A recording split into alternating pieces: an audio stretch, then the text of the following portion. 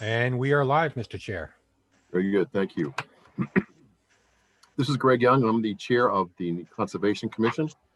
And this open meeting of the Northborough Conservation Commission is being conducted remotely, consistent with Governor Baker's executive order of March 12, 2020, due to the current state of emergency in the Commonwealth due to the outbreak of the COVID-19 virus.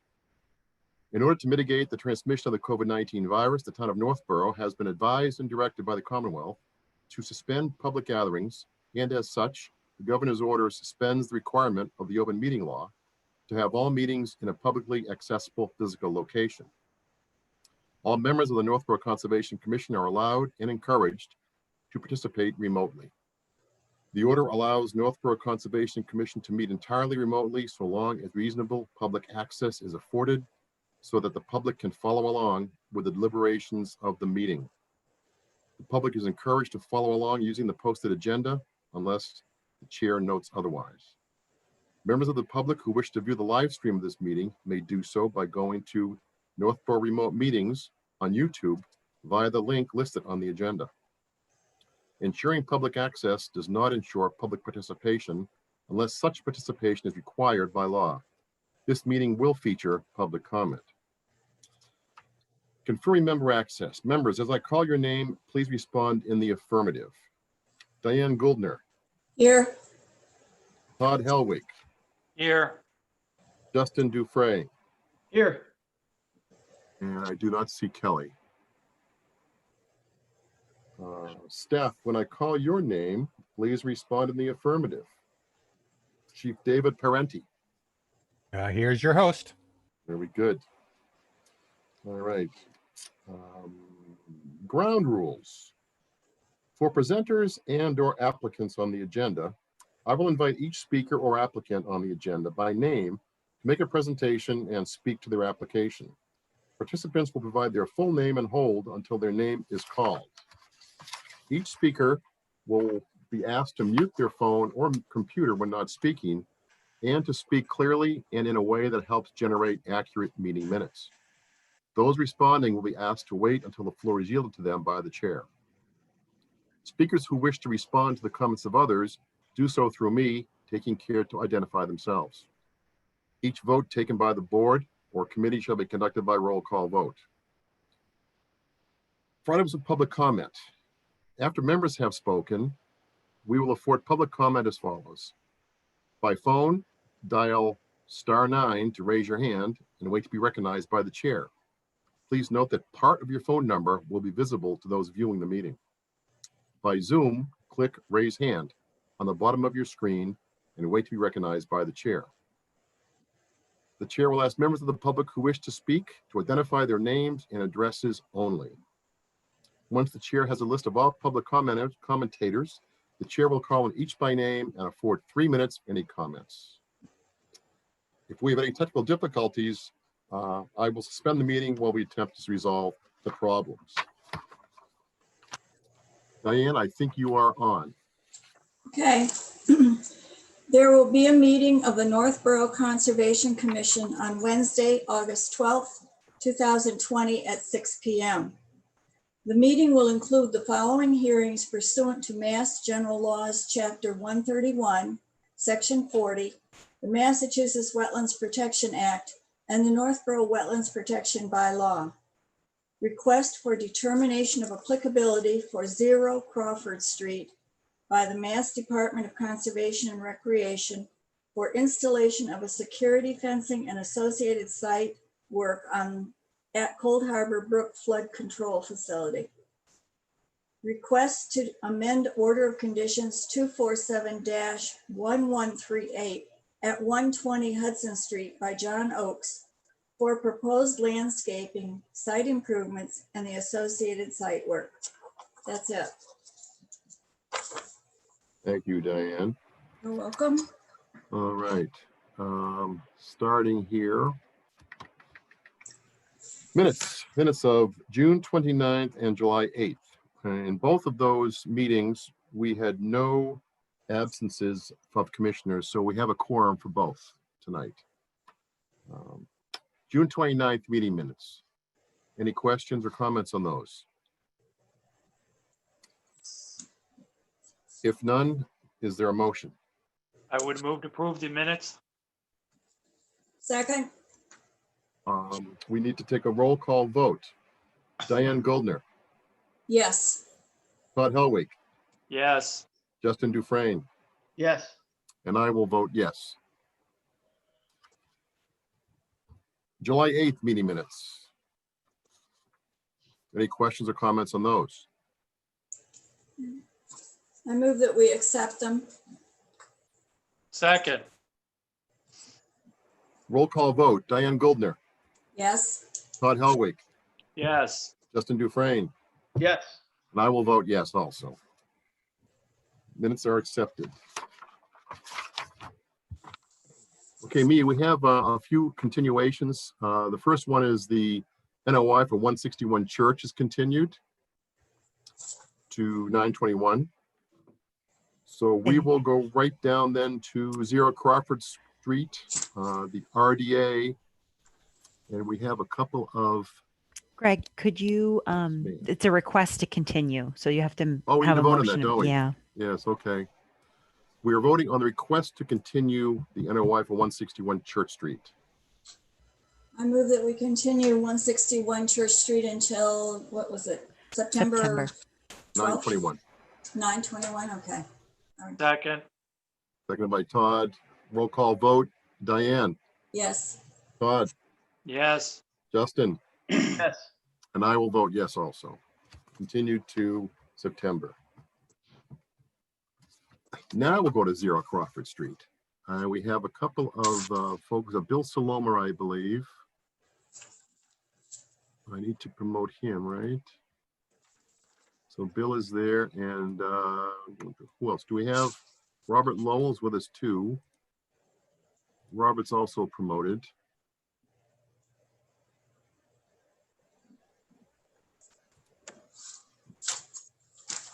Hello, Yes. Robert. Good evening. Bill, you are muted.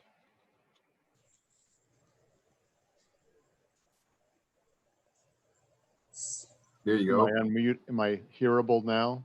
We can hear you. We can hear you now. Very good. Very Great. good. Okay. Just bring us back to where we are. This is for 0 Crawford Street, Cold Harbor Brook. There was some damage done to embankment there on the stream. And we had discussion in August, I believe, in July, that we had a plan in place to start with an RDA and then moving to an NOI in September. So is that kind of still our high level plan? Yeah, that's the plan. Good. So here we're here today for the RDA discussion then. All right, you are on. Bill, would you be willing to take the lead on the discussion here? Yeah, it's pretty straightforward. I filled out an RDA, submitted it to the commission through MIA. I provided the sketches attached to the RDA that we had viewed in front of the commission last month. Yep. And our plan is to make one so-called temporary installation that could be there for quite some time until such time we restore the bank to the satisfaction of the commission. That is the property right adjacent to Cold Harbor Brook, opposite some neighbors that are feeling some stress from the dog exposure at the facility. The other installation is going to be permanent as a safety precaution to keep people and their pets out of the water near the facility principal spillway where there can be significant flows, and that will hopefully prevent another incident from happening as happened not too long ago with the death of a dog. And that's So doesn't the so-called Yep. permanent solution also include taking down the temporary fence and putting up some other type of natural barrier? No, we're going to install a 60-inch high heavy-duty industrial. It's going to look nice. It's going to be a black finish, but a heavy-duty fence as a permanent installation around that principal spillway. Okay, this will change my last discussion here, but that's fine. So I'm sorry, I must have misspoke because that's been our intention all along. Okay. Fair enough. Mia, is there anything we want to share on this, or does the commission know enough about it? Do you want me to share the photo with the fence superimposed on it? That's part of the application. Please, that'd be good, yeah.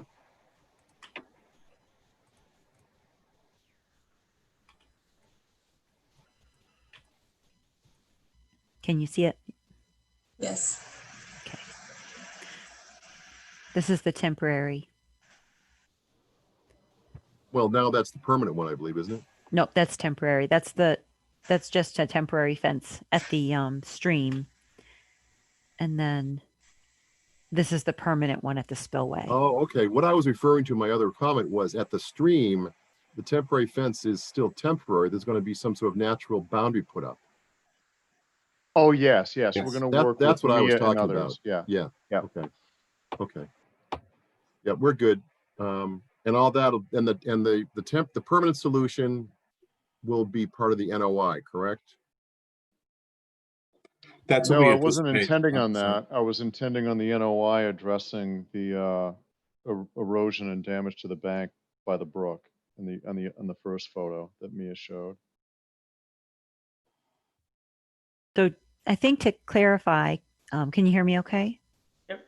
Okay, so this first part is permanent, and it's the permanent fencing around the spillway, Mhm. and that's part of this RDA. Then this second part is a temporary fencing around the eroded stream bank. That's part of this RDA. And then later, an NOI will be submitted for the permanent restoration of the stream bank. Does that help?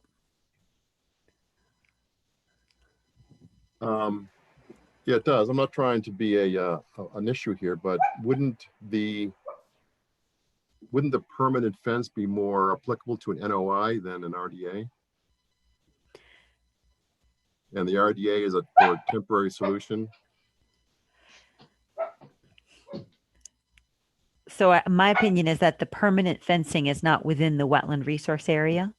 Okay. It's kind of up on the embankment here. And then this temporary one is within, it goes right up to the bank. So it's just temporary. And then the permanent solution would have to be the work if they're still working. I believe that, maybe Robert and Bill can address this, but they're working on a more permanent solution to restore this bank. That would be considered work in the wetlands. That would have to be considered under an NOI. Right. Yeah, exactly, Mia. We're going to be doing some invasive work there to restore that. So we'll be working right on the bank. So that definitely requires an NOI. and that also included some plantings, Bill, as I understood too, that would help discourage future access. Yes, and maybe some strategically placed boulders to make to have the appearance that we don't want people continuing to access that location and causing the ongoing damage. And we have some ideas for some signage too, and we'd like to test those against Mia's experience to see what might be most effective. Mia, again, refresh me. What's our jurisdiction here? I mean, this is DCR land, right? They own the land. We don't, so there's no permission to do the work. It's just permission in relation to its effect on the wetlands.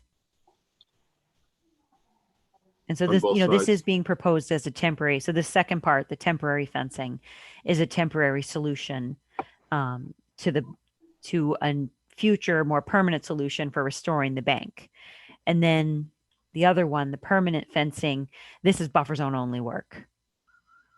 So it's really just if you have to determine, your request for determination is, can you determine that this will alter the wetlands? Will this fence alter the wetlands? All right. Any commissioners have questions? I think we went through it pretty detailed at the last meeting, so I'm all set. You good? Okay.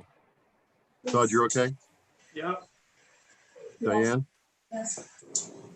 All right, let me take a look and see if we have any public comment. I don't see any hands raised. Okay.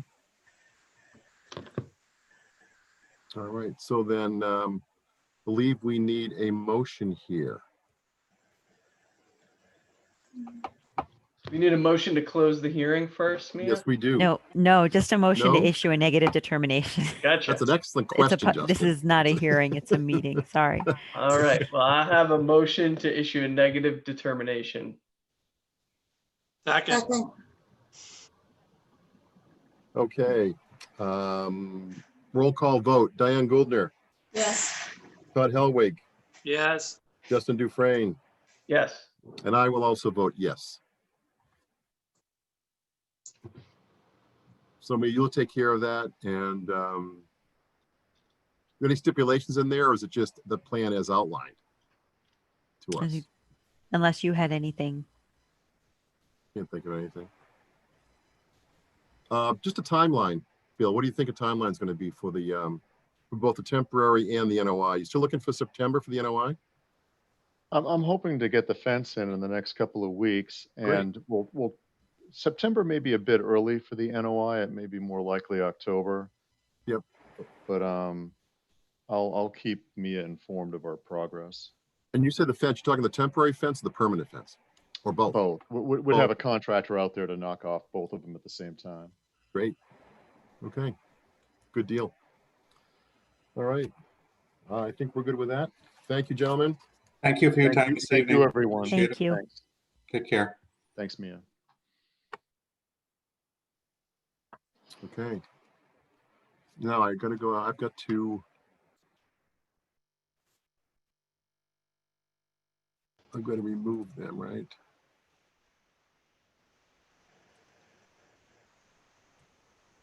Yeah, Mr. Chair, they both left on their own, so you're all set.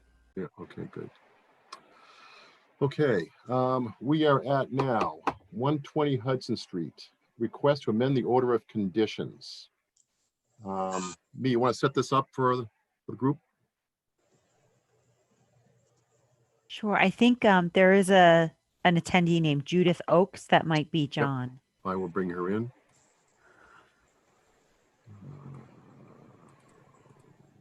Let's see. Judith Oakes, I have, yes, yes, yes, yes. Promote to panelist, Judith Oakes. Anybody else? Oh, we can ask them. I do see DJ Davidian. He is the landscaper who's working with Mr. Oakes. Okay, let's bring him in too then. Oh, maybe, hold on. How do I unmute? You are on. You are unmuted. Oh, I apologize. It's John Oakes. John Oakes. Okay. John Oakes. The computer says Judith, but it's John Oakes. Yes, I.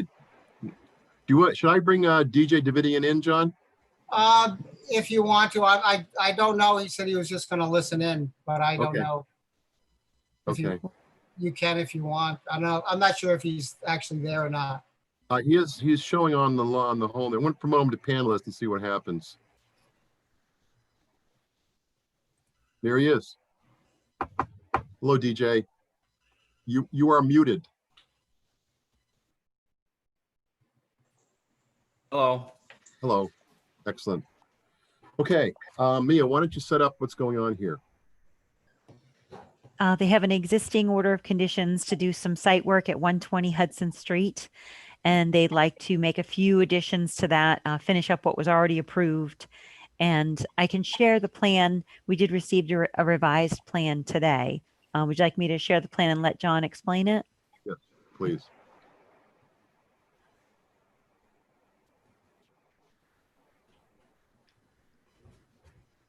Can you see the plan? I can see the plan. Okay, I just have that. And then I have the revised plan that we received today. So we can start with the original one. Okay. You want? Can you hear me? Yes. Yes. Oh, sorry.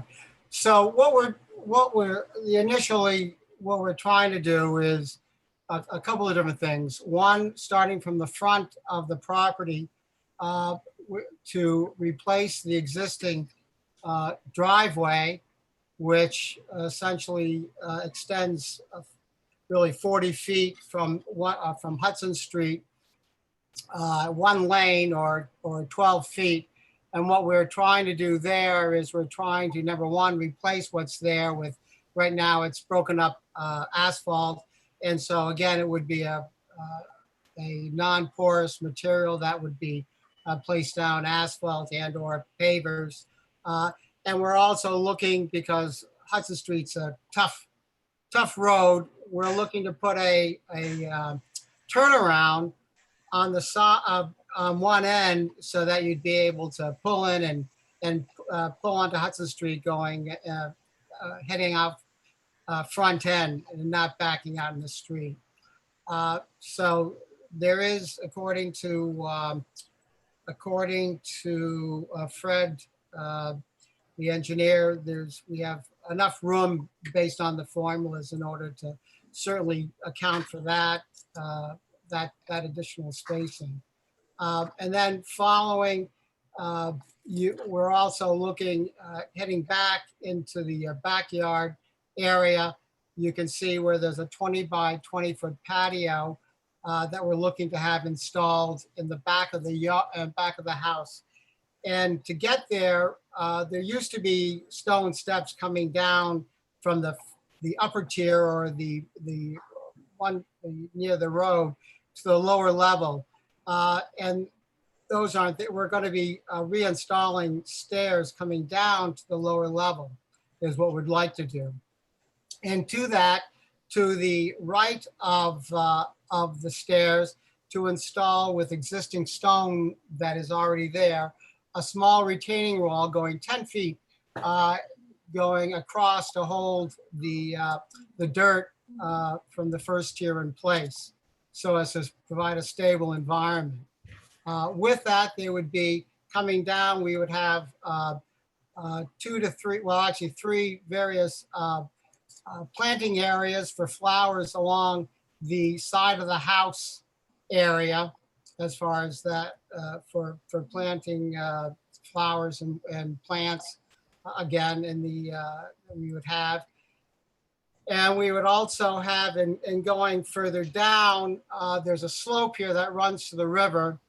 And what the intent at this point is that I've installed, as of earlier today, actually, we've installed a silt fence that runs from actually a little more than 50 feet, probably 60 feet, from one end of the property to the other. That's been installed by the base, 25 feet from the river's edge heading up.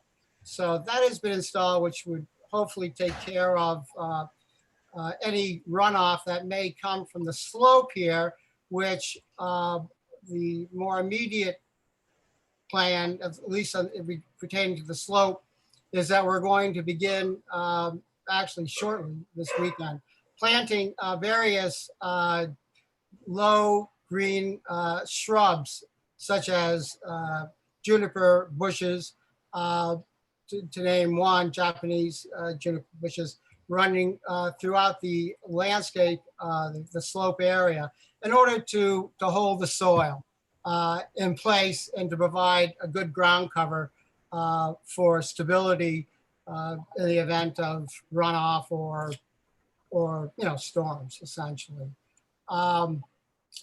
The other areas coming down towards the river, there is a series of 3, you can see them, that's I apologize for my coloring, but it's essentially 3 tree, clump of 3 trees that we have here.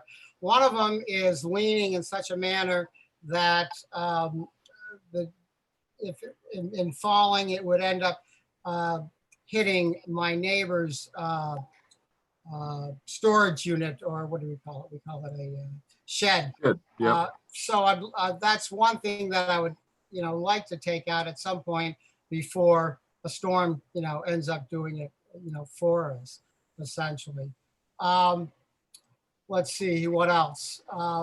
That's DJ, who is DJ Davidian, who is the landscaper who I'm hiring in order to do the work for this. I don't know if he has anything to say, but it's, Mr. O, excuse me, before we go to DJ Go ahead. Davidian, I've got two questions here. sure. First question is, which of these activities are in addition to the existing order? What's the new, There's what are the only, new activities? there's essentially two items. One, installing or planting shrubs on the slope. Yep. Which is colored in brown. I'm not sure if you can see that, saying slope. And the other is the removal of the hazardous tree, which is down in the diagram going towards the river. Those are Okay. really the only two things, and the silt, the fencing that's already been Right. installed. Okay, so those are the only two Those new are the items only- here. Those are the only Well- two things that we're looking on that area. Greg, could I interrupt for a second? go ahead, Mia. Was your question, what are the things that are different from the original order or from the Yeah, original? What's the net new from the original No, order? everything he just The said. planting of the shrubs. No, I'm sorry, but everything he just said, the whole shebang that he just presented on is the amendment request, which is in addition to the old previous order. Oh, Yeah. misunderstood. So that he did give us two additional items All right, I'm today. sorry. Yeah, to Okay. add to the amendment. So Okay, so Okay. yeah, is- that's I okay. apologize. It's all just right. wording. is everything from the original order complete or No, not? it's not. Okay. If we, on the original, which is on the side of the house, Yep. on the Assabet, as far as heading towards the aqueduct area on that side of the house, eastbound on on Hudson Street, heading towards Marlborough. What is remaining to be done there is the rounding, or essentially bringing dirt in to fill in on the roundabout, on the edge of the hill of the slope area, which a tree was removed earlier. So in other words, the tree was removed, and we're looking to fill that space in with dirt in order to Okay. provide a stable environment. And All right. that has not been done. Okay, but that's So already that's- approved. Yes, and that's the Okay. only thing. There's nothing else in addition to that area. Okay, so everything else that we've been talking to here on page 2 with the slope and diagram and It's the all previous, amended, yes, that's all sorry. net new. Okay. Yeah, I apologize. Nope, no, it's not a problem. Second question I have is around the silt fence. That's who installed that? Well, I put it in initially, and I have a landscaper coming to do it, finishing up tomorrow. In other words, I got it, I put it, fit 25 feet up, Okay, and I'm gonna have the landscaper do it. okay. Mia, you know where I'm going with this. We want to make sure it's installed correctly, right? Oh, yeah, no, that's fine. Okay. That's not my thing, but I did put it out as far as so we can get it Okay. done. All right. Now there is that one other piece, Mia, about the clearing, which was not expected, right? Yes. And that was in the removal of the fence, the dog fence, which mistakenly we took out prior to the meeting. So for the other commissioners here, what we're looking at here, this whole area here, the slope area from the part near the house down to the river was supposed to be left alone, and it was clear cut. So that's the other point here that Mr. Oaks is referring to, and that's the reason why we're replanting that slope. That's fair statement, Mia? It is. Mia, It is, and it looks like you're proposing some. Would you say creeping juniper on the Yes, slope? low line, heading approximately 75 to 100 plants anyway to start. Okay. Is what would be going in that area. Starting first on the top of the slope closest to the house, and then working down, but also on the baseline as well. Okay. All right. And that would be starting, well, now, Okay. or soon, I should say. Mia, one procedural question here. So presuming that there's approval on the additional work. Does that still fall into the same timeline as the original order? Yes, and that expires this October. So they haven't requested an extension. Requesting an extension is very simple, but it is a separate. You can't extend the date of an order under an amendment request. It would have to be a separate, but it's Okay. just an email, Mr. Oakes. You can just, if you're not going to be done by October, just send us an email before the expiration date, which I can get you the exact expiration date. I have the original paperwork, October, I forget the date, October 12th. But I do Yeah. have it, but if you have it. It's Halloween. Send us an Late email October. before Halloween, Yeah, and we well, can get it on the agenda to Okay. see how long Okay. you need to extend. All right, good deal. Thank you, Mr. Oakes. Any questions from the commission?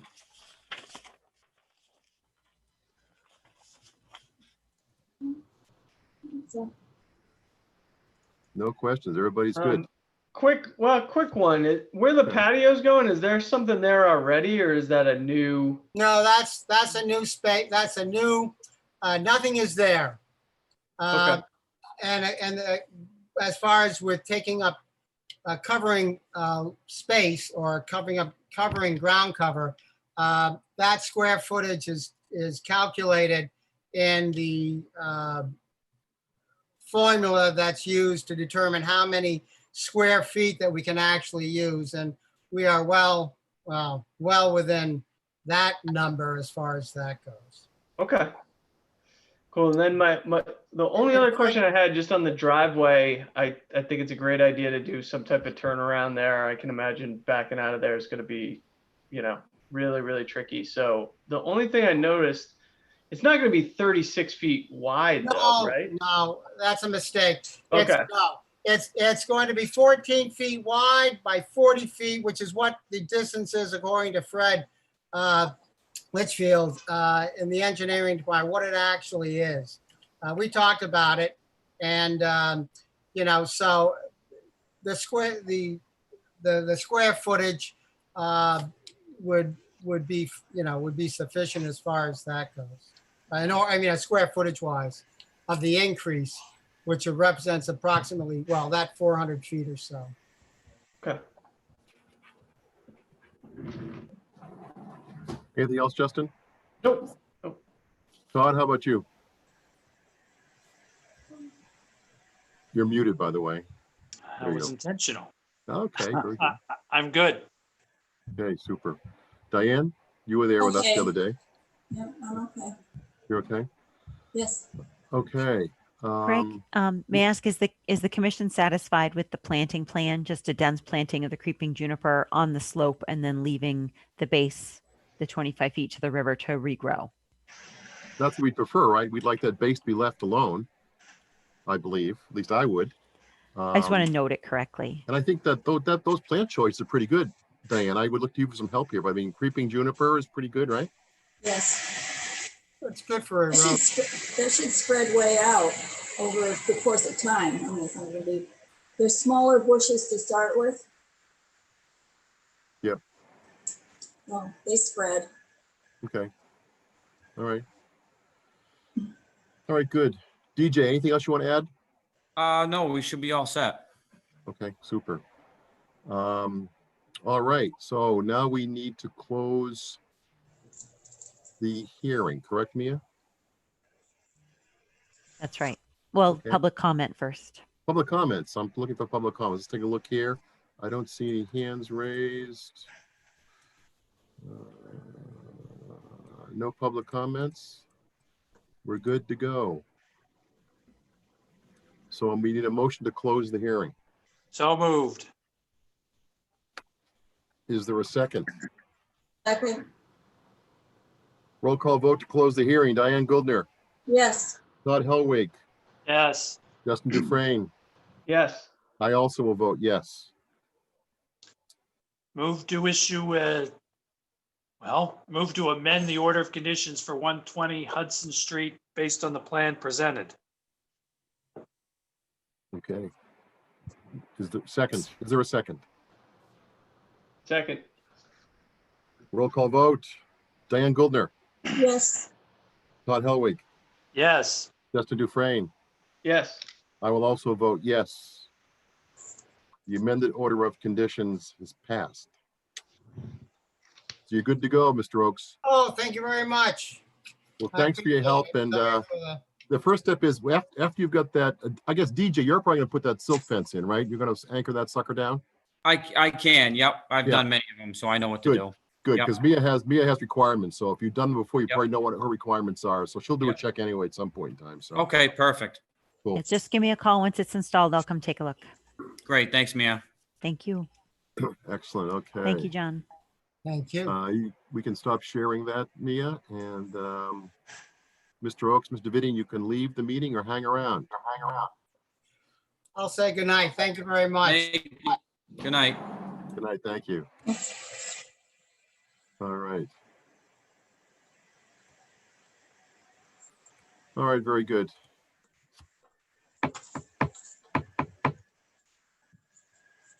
So we are moving on to certificates of compliance, Mia. We've got two continuations here. 150 Hayes wants to continue till 9/21, and also 90 West Main Street wants to continue, Yes, both are requesting to which continue. brings us to 21 Mayflower and 74 Pleasant.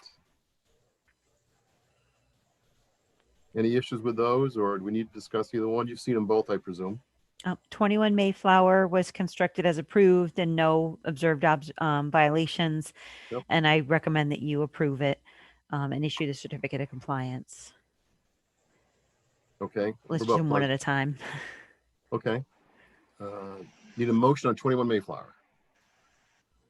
I move that we give it a certificate, give 21 Mayflower a certificate of compliance. Second, Roll call vote. Diane Gouldner, Yes, Todd Helwig, yes. Justin Dufresne. Yes. I also vote yes on 21 Mayflower. 74 Pleasant, Mia. Yes. So I did a site visit. This is one of those projects where it was an old project. It was like a pool and Is that on the So- corner of John Edwards? across the street. Remember the illegal dumping at Yes, 84? Sure. So there's also illegal dump, happens to be the same site. It also has a little bit of that illegal dumping at 74. So the house is set back a bit and it's a long combined driveway. And then they were, that came up in the Nope. title search. So I did the site visit. Everything looked great. It looked exactly like the plan. But for some reason, and we usually don't require as-built when we do pools, but this order required an as-built. So I did ask for an as-built as per the order. And it came back that when they went to do the as-built, that it wasn't constructed exactly as approved, that a corner of the patio is in the 15-foot no touch. So I just need you to take a look and see if you wanted them to do anything. I'm trying to find the plan right now. Hang on just one second. I thought I had it open already.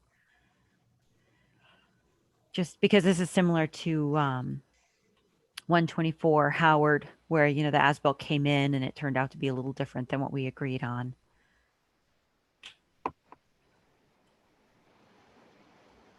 You doing a share?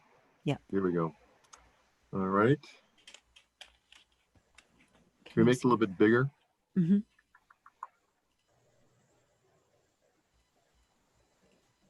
Okay. Maybe even one more. So you can see this is the 15. And as it comes along, a little bit of the landscaping at the bottom of the slope is in there. And then and the fence, there's a fence that comes down to the bottom there. And then the 30-foot buffer has a little bit of the patio and the fence.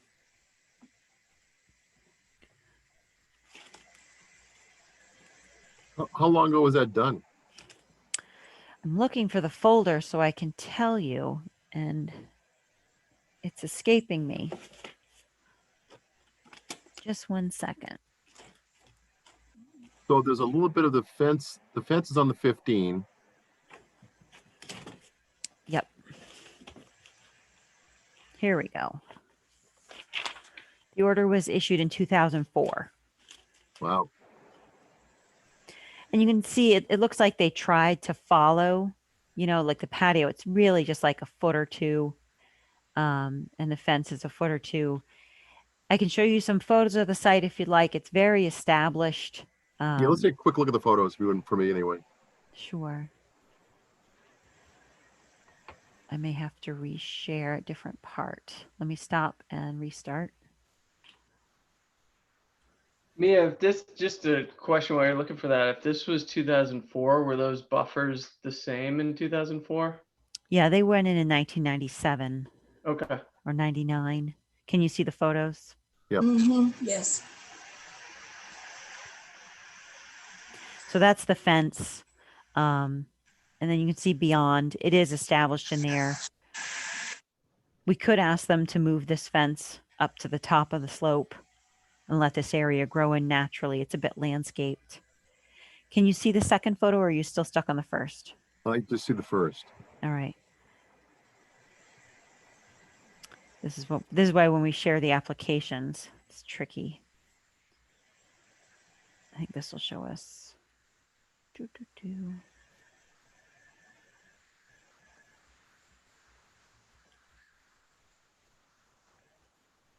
Okay, can you see the pool Okay. now? Yep. So it's the edge of the patio over there, kind of to the left of the woman there. That edge of the patio is in the 30, and then the fence, the slope area, how the fence kind of goes down and encompasses this slope.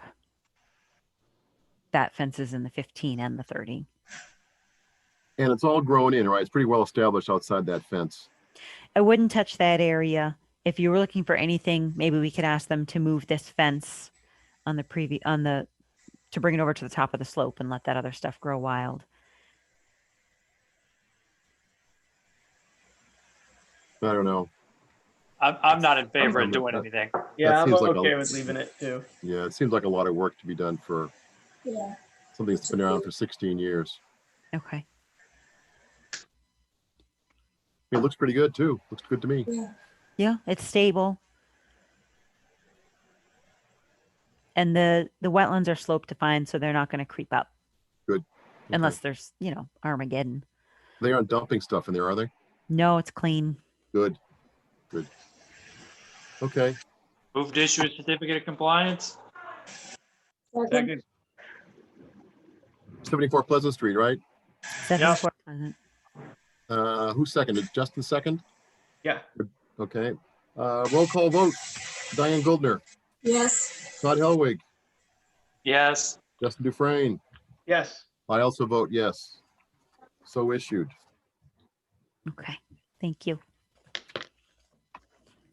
All right. So 2 continuations to next month for those. Violations. It's like we had a violation. We've had a violation section for months now, haven't we? It used to be like a rare thing. Now it's this whole section. We only have Only one. one tonight. Not bad. 68 Northgate Road. Let me see. I know I saw Mr. Stone on here. I will bring him in.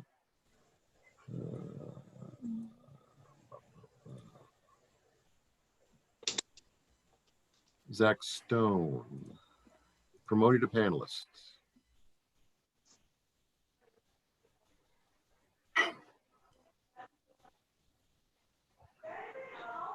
I hear you. I don't see you. That's okay.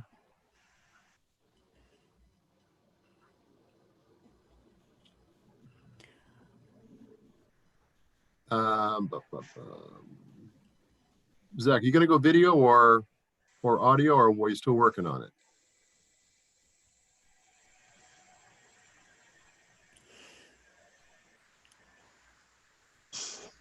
He's unmuted. Yeah. Mr. Stone, can you hear us?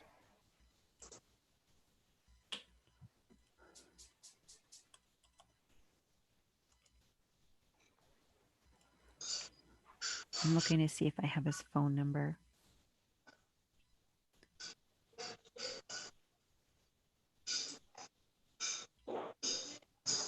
I do not have his phone number. Oh, I got a hand up here. Hold on.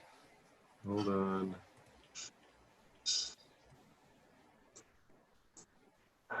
Yep. Okay. Cheryl, I would, Okay. I just, somebody had their hand up. They wanted to talk. They are now, they're muted though. 696, end of the phone number.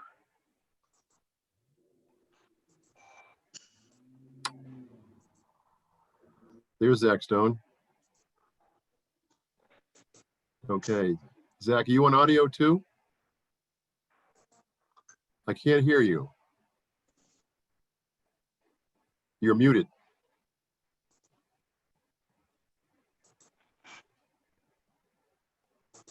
Yes, there you All right. go. There's somebody else on here. Do you know who that would be? Let me double check here. I had my phone going too. That must have been it. You just took it down? Yep. Okay. All right. We're good. We're good. All right. Yeah, I got a little kid, so I figured I'd keep a phone in case I had to go outside, you know? I understand. All right. Mia, why don't you set this up for us and we'll move ahead. Okay, so Greg reported this one. He said he just saw some site work happening and he knew about the stream that runs all along the houses on Northgate. This is as you're driving down Northgate towards Mayflower on the right. There's a stream behind most of the houses.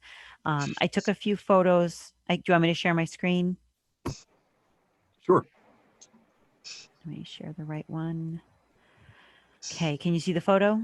I can see it. Yep.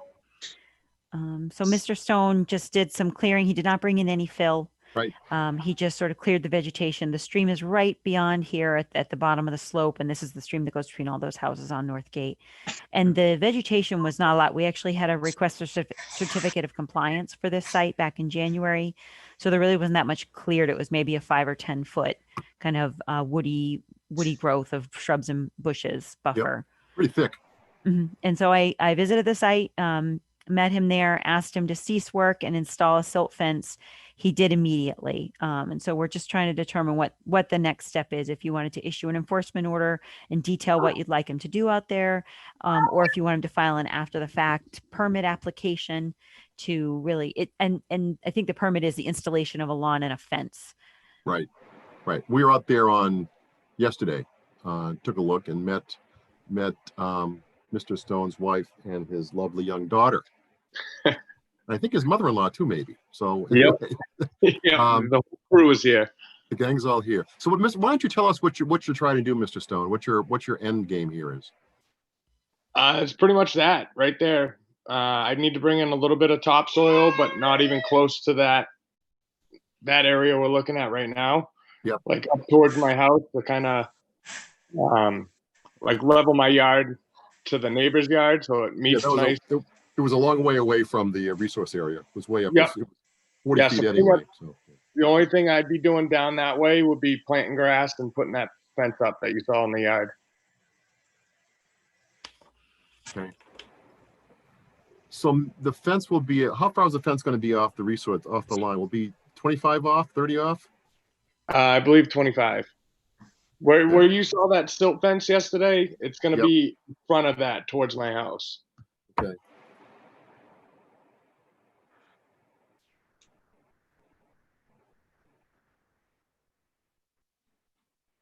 I mean, my 2 cents here, the bad news is that work was started before an approval was given. The good news is that once notified, Mr. Stone stopped work right away, put the fence in, and has been working with me since there. So that's the good news. I would think that whatever we decide, we want to clear some of the stuff out of here, right? We want to get rid of those stumps, the brush and all of that. Yeah. Yeah, my intent was to get rid of it. It's just, you know what I mean? Between having a kid and working, it's like my little weekend projects, you know what I mean? Mm-hmm. So, I was thinking like closer to winter I was going to do it, but I mean, I can do it as soon as possible, you know what I mean? Whatever you guys decide. Hey, when would the fence go in? Putting the fence in soon? I mean, as basically I'm at your, whatever you guys tell me, you know what I mean? It's one of those. Because I mean, I think you'll want to get that stuff out of there, obviously, before you put the fence in, right? Yeah. Right. Yep. I mean, I'd be in favor of just an NOI, kind of after the fact NOI, just to kind of clean things up. I know how these weekend projects tend to go. Yeah. Yep.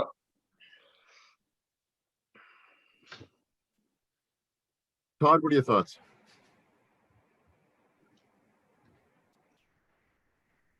I guess, I mean, I don't think it's that a huge deal. But I'm thinking, can we do some sort of skeletal notice of intent filing and fix it that way? Yeah, Mia, you talked about an after the fact NOI, right? That's what I recommend. It's an after the fact NOI, and I can help him fill it out. The biggest burden of those is the notification to abutters, but that's a process you have to go through with the NOI. Come back to the meeting in September. Well, yeah, Mia, if he's not in a real hurry to get this done, just wanted to get, we could get that, we could shoot for September, get the NOI in and go from there. Mhm. Diane, what are your thoughts on that? You've seen the site. Again, knowing how weekend projects go, you have the best of intentions. The quicker that he could get that out. I'm not so concerned about the fence because he may want to wait a while till it's been raining and until we can put in some grass seed so it's not wasted. I think this has been a tough climate this year. So I think along that line. Well, maybe fall's gonna be a great planting season for us this year. Okay. Let me see if we have any more comments here. Public comments. Looking for public comments on this one. I don't see any hands up.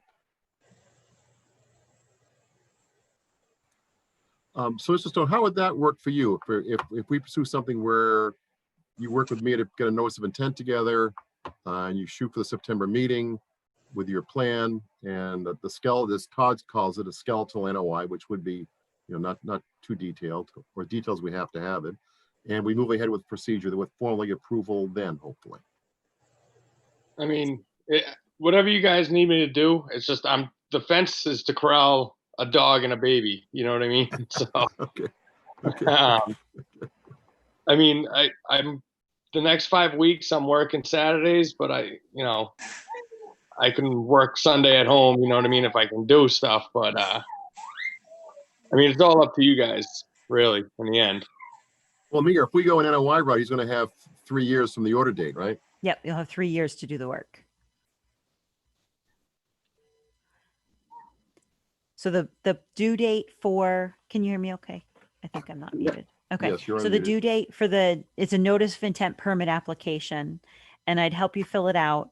The fees, there's about $150 in fees, and then $105 to record it at the registry of deeds. Then we also have to notify abutters. There's, it's a permit application, so it's got some tedious steps, but I can help you through it. And then it will make a site plan, come back next month, present the project as if it had never started. It's called an after the fact filing, and that gives abutters the opportunity to comment, and the DEP to be aware of the work near the resource area as well, the state agency, the Department of Environmental Protection.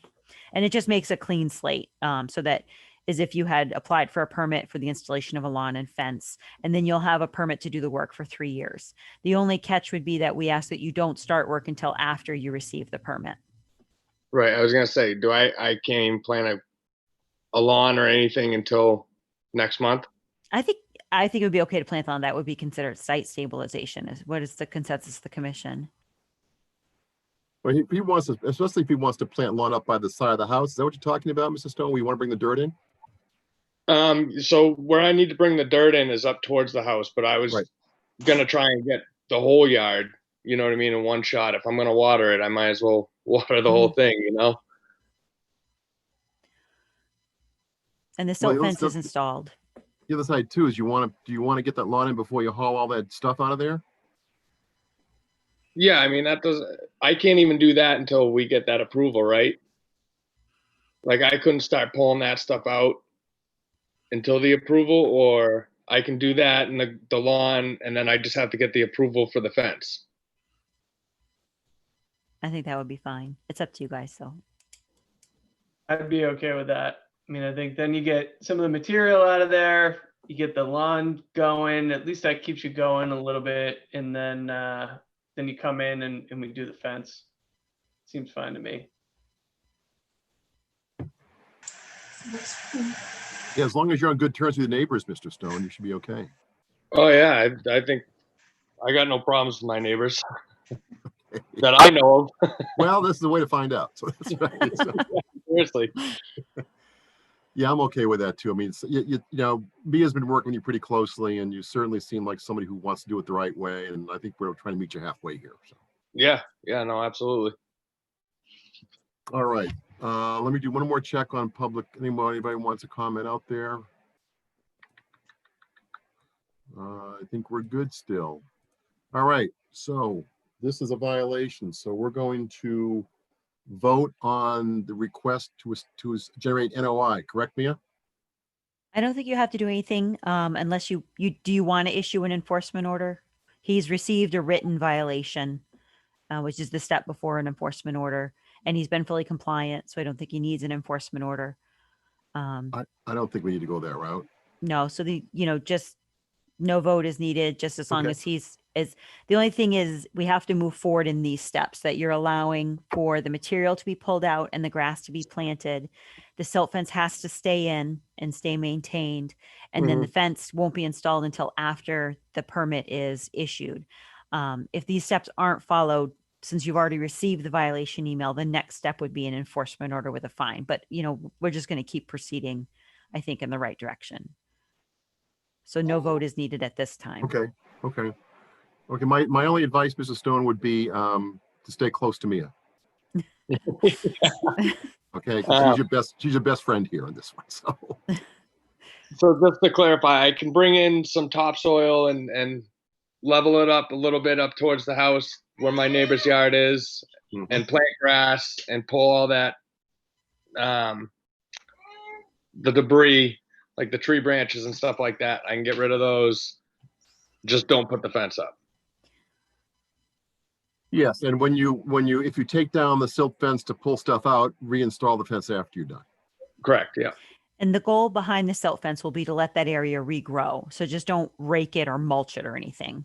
The only thing behind that silt fence should be just the removal of the cut stuff.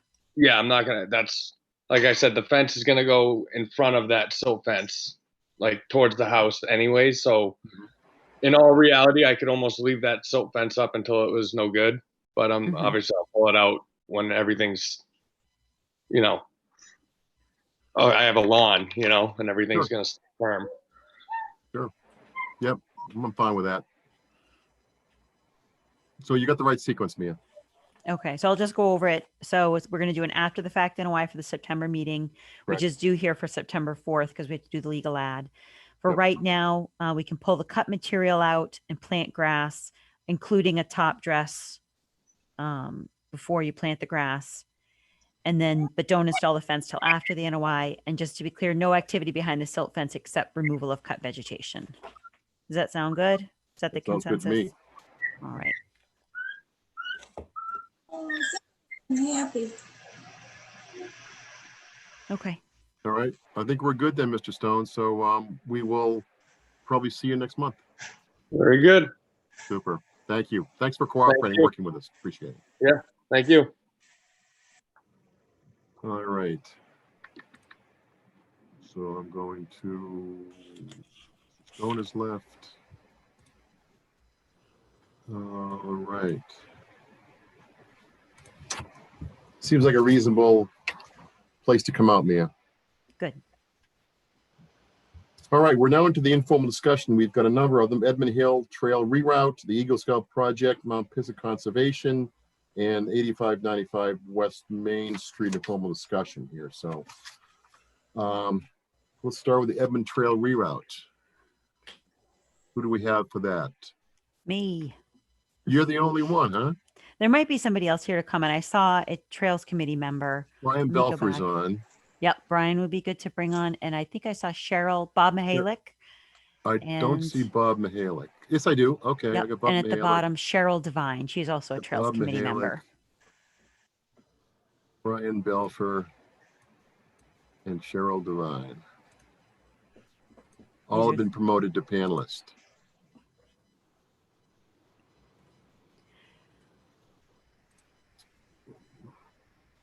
There's Brian. You're muted, Brian, just in case you know. Yeah, I'm here. You're good? Yep. This is Bob Mahalik. I'm here. Hey, Bob, thank you. Cheryl, you are also muted. Yep, I'm here too. Okay, Cheryl. very good. All right. All right. Edmund Hill Trail relocate. I think we all know what's going on here. We had a property owner say that we were encroaching on some of his space. There's been some efforts to put a plan together to reroute that trail. Mia's been involved in that planning, I know. So I guess we want to hear the proposal here on the rerouting. Who's gonna speak, Mia? You or Brian or Bob or people unknown? I'll defer to Bob because he's the chairman of the Trails Committee. Bob, do you want to present? I can give a little bit of background Sure. on the the existing trail and then the reroute. So definitely based on the map that's shown, the new owner of that property, we do have a trail going across the west side of his property, way in the back. It's all wooded back there, yeah. So I think it's totally legitimate request from this homeowner to to have the trail off of his property.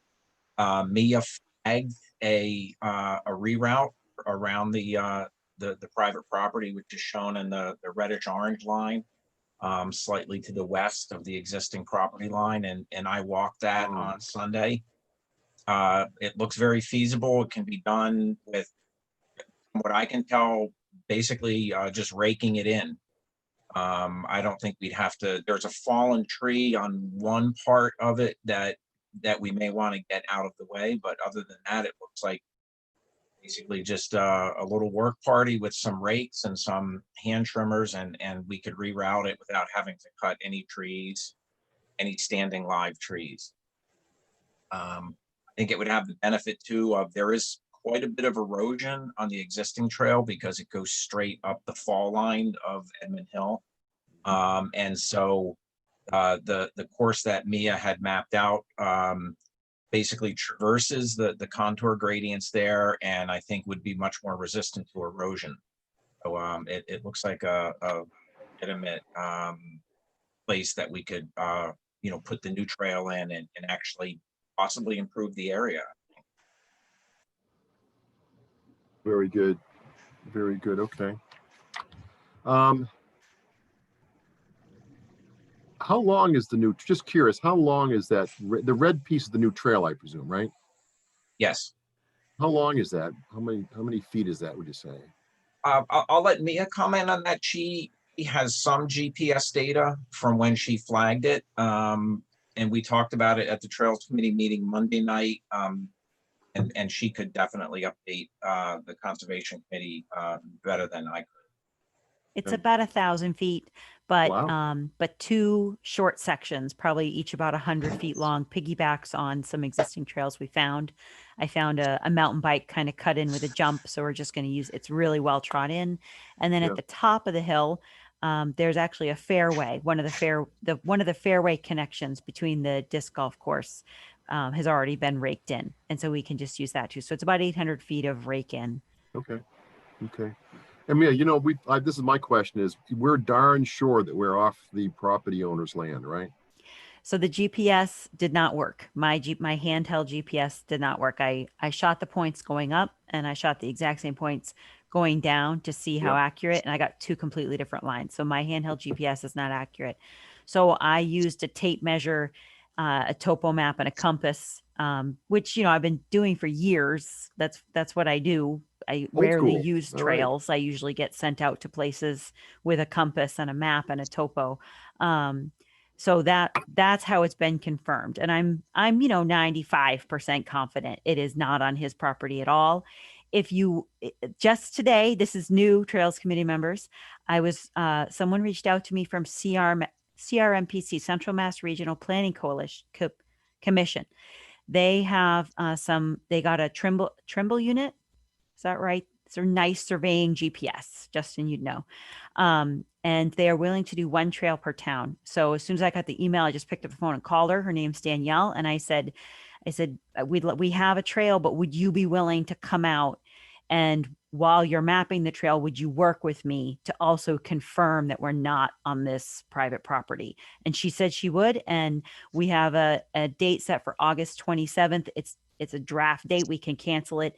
But if you want a little bit more confirmation, we could use her nice GPS unit and really confirm that the location is off the private property. And the next level up would be to hire a surveyor. So it's up to you. Yeah, I'd like to avoid that if we can. Bob Mihalik, what were your plans in terms of cutting that trail in time-wise? If the commission approves tonight, I think we can gather some volunteers this weekend and get out there. It should be a nice weekend weather-wise, and I probably get it, if not entirely done, yep, at least half, 75% of it done, yep, this Saturday and Sunday. I mean, if you're 95% certain that we're good, we should maybe just go ahead with the clearing, and there's a 5% risk that we have to move stuff out, you know. Mhm. If that's my view, is move it and do them both. Do simultaneous, get the trail cut in, and then in a couple of weeks do the GPS shoot.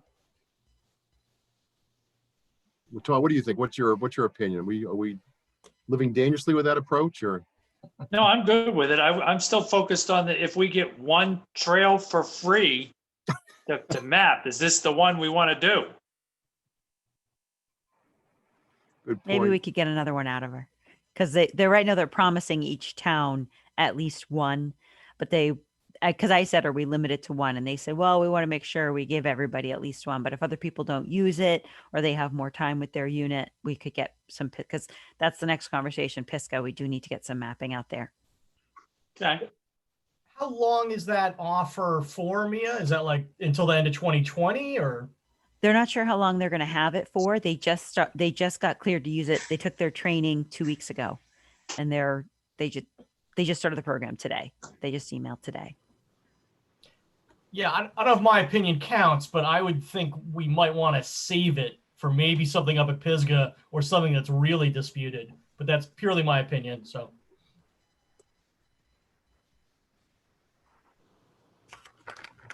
Kelly Marston has joined us. Kelly, you're on mute. Hi. Hi, Kelly. Thank you. I'm at the back of the ice cream shop right now. That's why it's a little crazy here. Okay. All right. All right. Fair enough.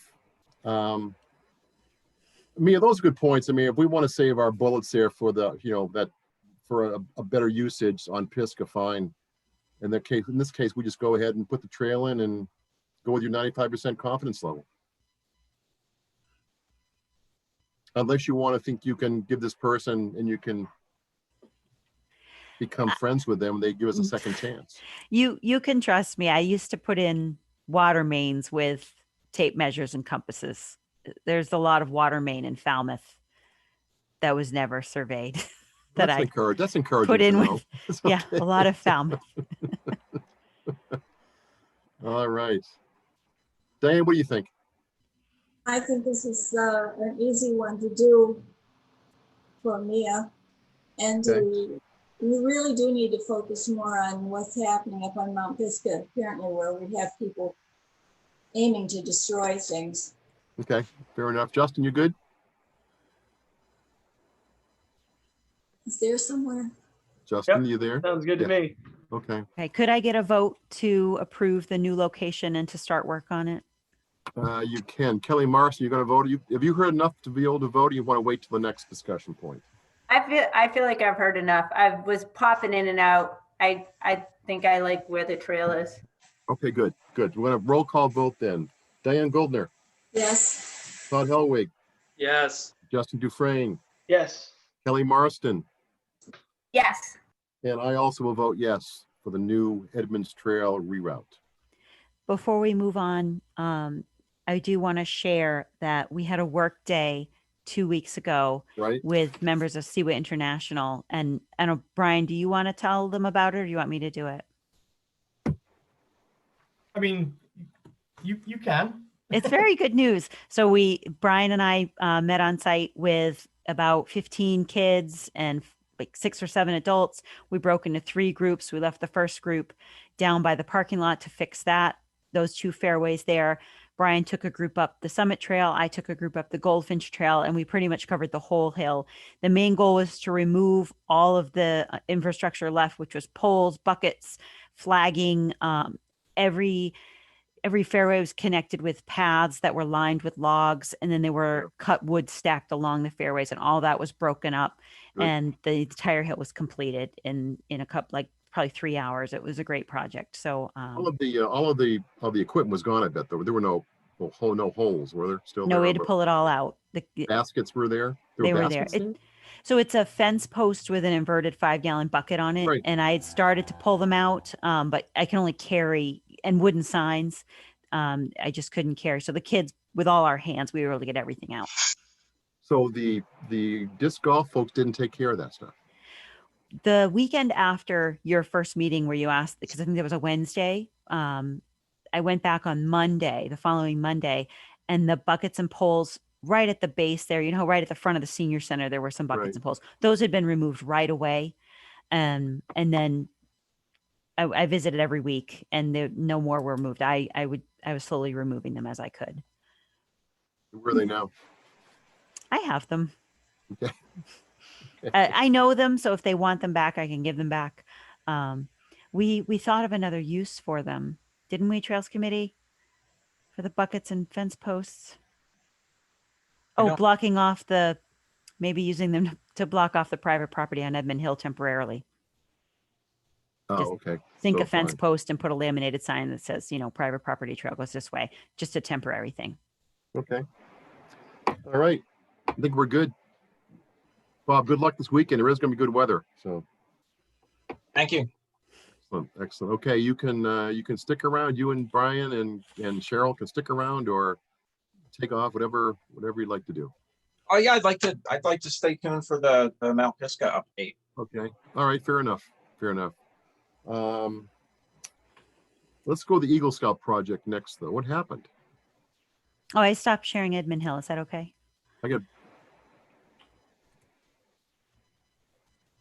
Can you see us? I can see nothing. Uh-oh. Anybody else? I can see you. Yeah, I can see all you I guys. see everyone's faces. Yeah. Yeah, all I see is I just see a big Zoom item here. Chief Parenti, are you there? No, I'm hiding. Yeah.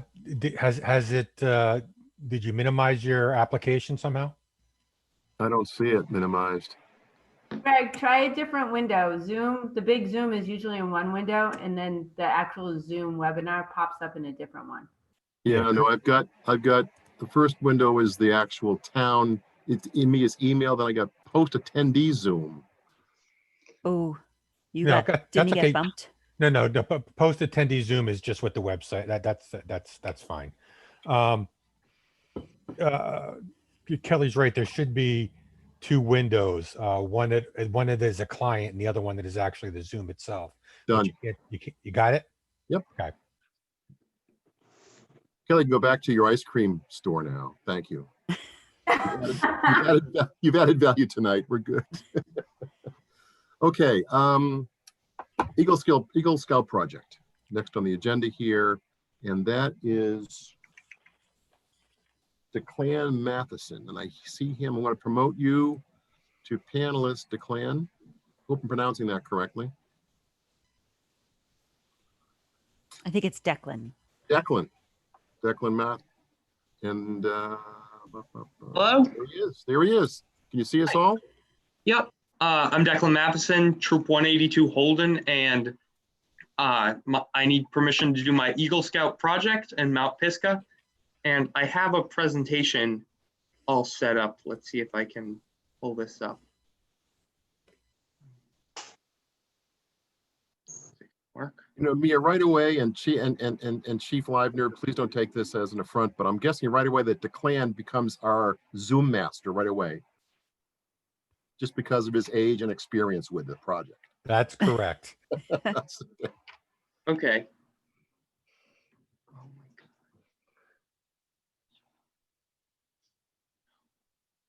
I can't get it working. Okay. What are you trying to share? A PowerPoint? Yeah, it's just a PowerPoint presentation I had all set up and Okay. Open the PowerPoint and start it like you were running it. yep. Then go at the very bottom, go to share screen. You see that? No. Okay, share screen is, so if you hit the escape button, maybe it should minimize your PowerPoint. Uh-huh. Okay, now you're back into the Zoom screen, right? Right. See where it says share screen at the bottom? Yes. Okay. Okay, click on that. Okay. And Thank then, you. And then click on the PowerPoint. Yes. So now, is that working? Can you see this? Yes, Yep. we can. Okay. All right. So it's the Menstrual Bridge Eagle project. And so the plan is just to build a little wooden walkway bridge over this. It's about 60-foot stretch on the Menstrual Trail up to Mount Pisgah. And it's right here in this picture, you can see. So that's the thing, that's the plan. Because in the spring it gets all muddy and after rainfall it's flooded with water. I presume I've been communicating with Mia, Brian, and Bob about this project for like the while I've been planning it out. So that's the gist of it. And I obviously needed your approval before I could get anything done with it. So Declan, from this picture, where would the bridge start and stop? Would it, So it starts about with this pink. Yep. To where I'm standing. No. Yes. down to where you're pointing? It's a bit hard to tell from this picture, I think, but there's a little dip in the trail where it goes from a high point and then a dip, and it's basically just going to be flat so that the dip doesn't happen. I see it. So it roughly starts from where that yellow strip is on the tree, 60 feet out over all the water and the mud. That side. Okay. Yes. Good. Okay. What about materials? All right. So materials I have here. This is just a spreadsheet of all the materials we have. And then this is the layout that we will be building the bridge with. So like the post spikes are here. Those are the purple things on the side. Yeah. And then each of the ones down the middle are the stringers. So, and then we'll just lay the boards across. And then this bridge here is a similar bridge down the trail that I believe was another Eagle Scout project. So we will be modeling it after that one. Okay. Okay. Yeah, here's another view of the trail where it's going to be built. I think that gives it a better look. So it looks like it needs it. Yeah. Okay, so these pictures kind of back to back. This is one end where it will start, and then this is where it will end. So it will kind of go over all this in the middle, which is all mud and water and stuff. Okay, so Greg, can I comment? Yes, please do. Greg, I just want to say that I did the site survey with Declan, and we measured it out with a tape measure. There's a very apparent low spot that it's really goes point to point from a tree 60 feet out. So although the picture does not give a super perfect indication of exactly where it lands, once we're out on the trail, it is quite apparent. Okay. Yeah. How low that area is. Yeah. Yeah. Well, it looks mucky anyway, at the very least, right? So it's, good. It was a complete lake early season, and there was a whole bunch of offshoot go-around trails that people had hiked in to avoid walking through the lake. Yeah, so that's a big thing we want to. Brian showed me the herd path that was made around it, and that just completely ruins the trail. Where are you going to get your resources from? Your less than 10 people. So, what do you mean? What? Can you repeat the question? It says you're going to do all this work by yourself. You're going to have some help. No, I'm going to get most of my troop members will come and help me, and then I have a few just friends and family members that also Great. agreed to come out. Great, good. Right now, the dates we're looking at are the 19th and the 26th. Mhm. Depending on how many people we get, I don't know if I think the 19th might be sufficient, but I want to put the 26th on there just in case. Yeah, you got weather, weather's a variable Yeah, too. just in case of weather or something. Okay. Okay. Declan, that's August 19th and 26th of August? September. Okay, Because I still need to get more council approval from my troop itself okay, and yeah, and materials to do the project with. that makes sense. Yeah. And What about just, oh, sorry, George. No. Right. What about the funding? What's the funding mechanism, Declan? I was going to ask you guys if you would consider funding it for me. Ah, there it is. Okay. We're rich.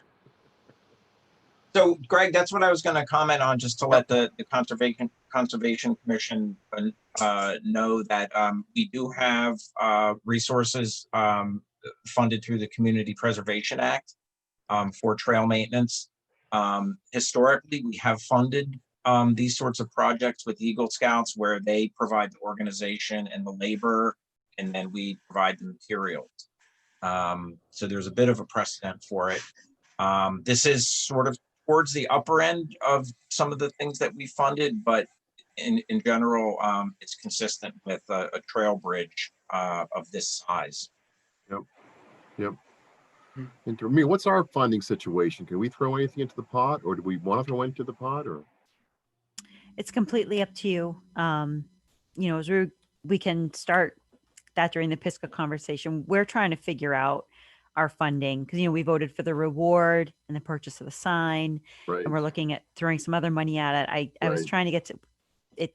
I really don't know. We do have like $70,000 in an account that we were going to maybe treat Bartlett Pond with, but really trying to figure out if there's any limitations on that spending. Okay. Bob, what's your account looking like? We were awarded $30,000 approximately 2 years ago, and I think we've spent roughly 10 to 15,000 on new kiosks and trail signs. So probably in the $15,000 to $20,000 range.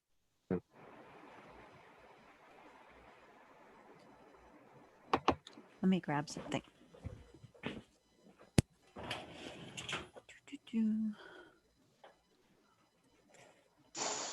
So while we're waiting for me, Declan, I can just let you know that we can, with social distancing guidelines and stuff, we can also solicit some help from Trails Committee volunteers.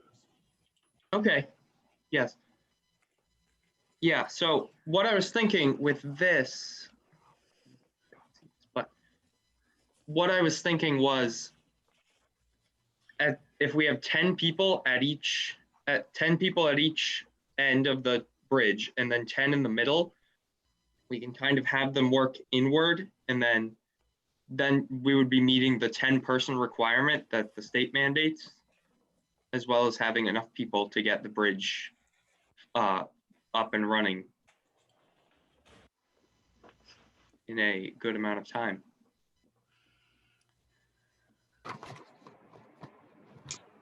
Okay. Mia, you're back. I'm back. I didn't find what I was looking for. I was hoping to see if I could see we do have like a land management, but I think it's only $1,000. It's usually for tree removal. Yeah. All right, hang on. We've had a need for that. Yeah, that's gone. All right.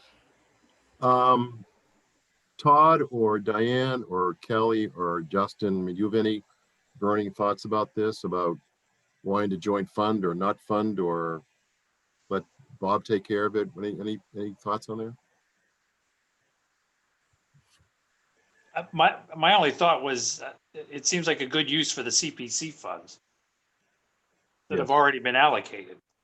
Yep. Okay. Any other comments? If we use them all up, it's a good grounds for reapplying for more this year, CPC, this right, October. Right. And we do, as you said earlier, Mia, too, we do have some other expenditures coming up here from the conservation side, so. Okay, I just have a question. Maybe the trails guys know pretty good, but the decking that you usually use for these, I know I've done a couple of them with my company, and a lot of times we'll use the composite that has like a non-slip kind of like traction on the top of it. Is that something that you guys would recommend for this versus just wood? I know sometimes in the woods it just gets slick and stuff over time. So just wondering, it could add a little bit of cost, but seems to help with the slipping and just getting wet and stuff being in the woods out there. But wasn't sure if you guys have had experience with that.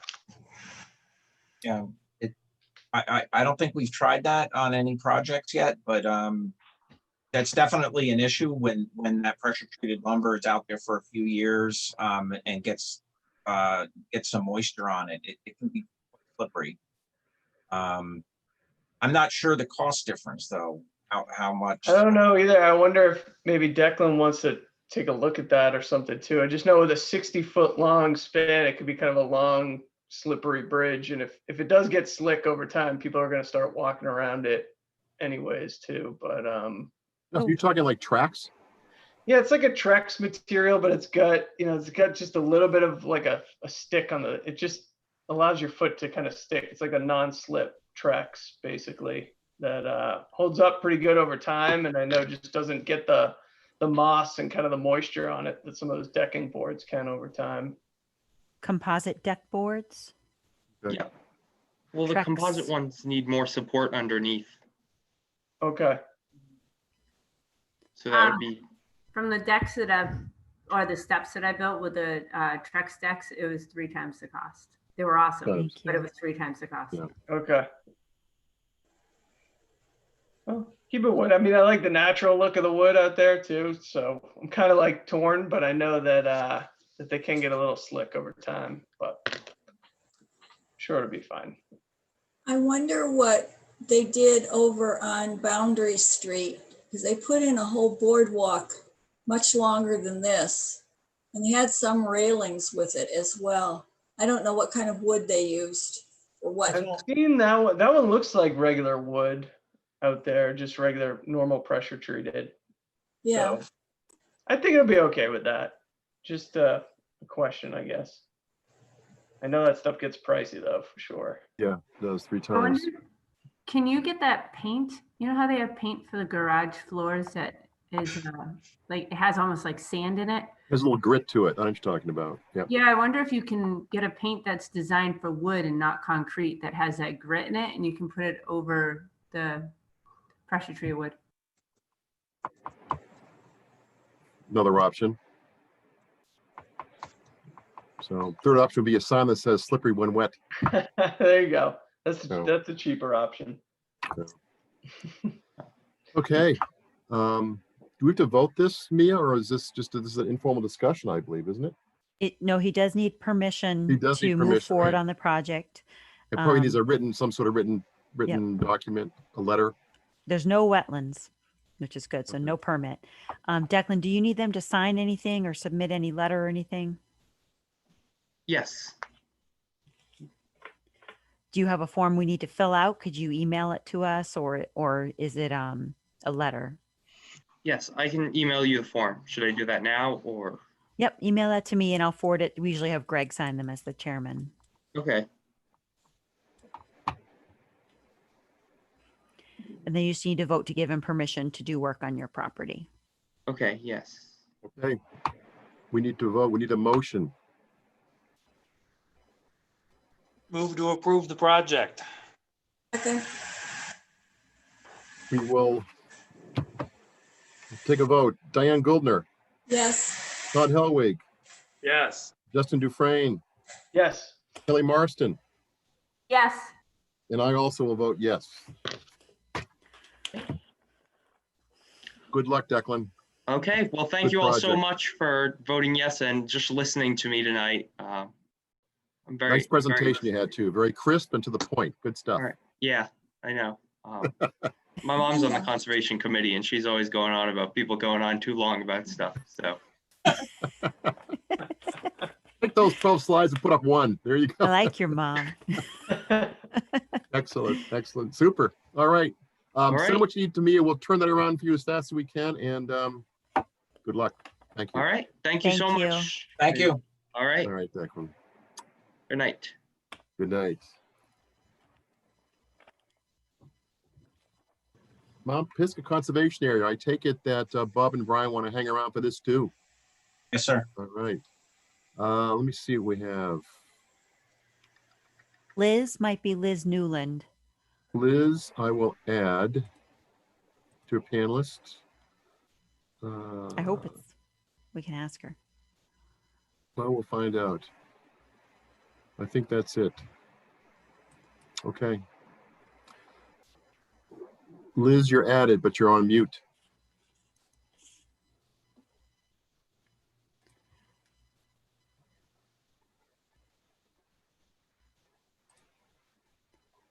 Okay, there she is. Hi. Are you the right person to be here, Liz? Hi, I'm multitasking. Sorry about that. Are you the right person to be here? No, Mia, it's Liz from Garden Keep. Oh, hi, Liz. Yeah, and I got back home and I signed in too late to hear about John's stuff. So I'm interested in trail stuff. So I was. Oh, okay. I'm going to demote you then. You can still listen. Don't worry. Don't take it. Don't take it. Don't take it personally. Thanks for letting me hang. Okay. Give me a second here.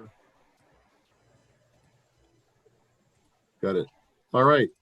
We're all here. Okay, about Pisgah. A lot of discussions last month, a lot of action items, Mia, a lot of things taking place. Yeah. According to the update here. Where do you want to start? Trail inventory? Sure. So I did not get the data from the heat map. That gentleman is traveling still. But I did make, can you see the heat map? Yep. This is from Strava, and this shows use. So I downloaded it as an image and I added our labels. I labeled our trails. Can you see my mouse on here? Yep. Yes. Okay. So you can see our loop here, our Menstrual trail. This is Sparrow coming in. And this is Berlin Road. Oops. Goodness gracious, too many clicks. So I think you'll see that the biggest rogue trail here is we've got this connector that goes from the loop up to Sparrow. And then again, on Sparrow, this is now Davidian property into Fish and Wildlife property here. This jumble of trails, this is all Fish and Wildlife property. So these are not really mapped right now. We did reach out to Dan Stimson from SVT and Liz Newland, Berlin Concom, SVT. And once we determine what we want, we're all going to work together to make a new comprehensive map. This is the current SVT comprehensive map. And it's really going to show ownership, use, allowed uses, accurate trails. So that's the long term that we're going to do once you all decide. I tried to share this with Trails last night or Monday night at their meeting. Bob, you probably saw like a preview pane of it because my computer just froze. It just completely froze and I could only hear them. They couldn't hear me and my computer froze on this image. So we never got to have this conversation with Trails. So I'm glad they're here tonight. I don't really see many. I mean, you see some little illicit nubs. This is mostly Fish and Wildlife property though. I think the biggest one to call out is really this loop connector, that there's two here.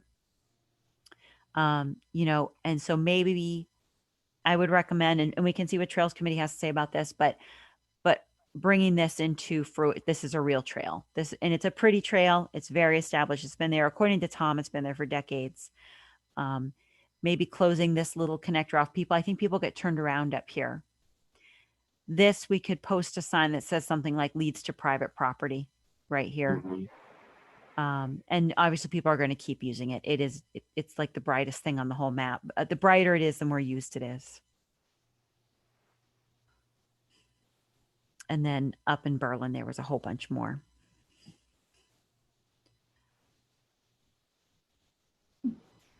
Okay. Mia, Yes.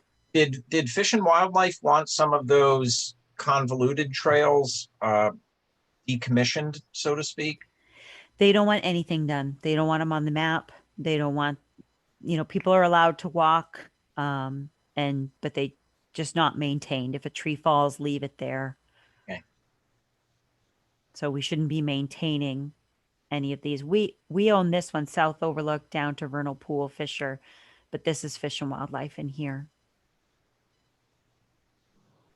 And a lot of people use apps, and these are on the apps. The purpose of this exercise, Mia, is just what? Just to get a good inventory of which trails and who owns them Mm-hmm. and who would manage them. You could see this spaghetti. People are Yep. getting turned around down here. Yep. Even I will take Sparrow up, or if I take this connector up, I end up on here, and there's 100 ways to get there. It's like going to the mall in Worcester. There's 100 ways to get there. So I do recommend either getting this connection either with the fork or without the fork on the map, and posting that this leads to private property, because this is such an established trail that I think people are ending up on it and they don't know where they are. And this trail does not have a name, and it shows up on some maps and some not. Our maps, it does not show up because it's private property. But like all trails, it's there without a name. Okay. Okay. So anything more on the trail inventory? It's in process. Well, I think we can make it. There's also right over here. Do you see the South Overlook? That's the trail that is sort of spilling over the front of the South Overlook. I think that needs to be permanent closed. That's the very steep slope with the shrub oak. So people are using it. It's been closed for some time. I closed it in the spring. I aggressively closed it in the spring, and it hasn't been reopened yet.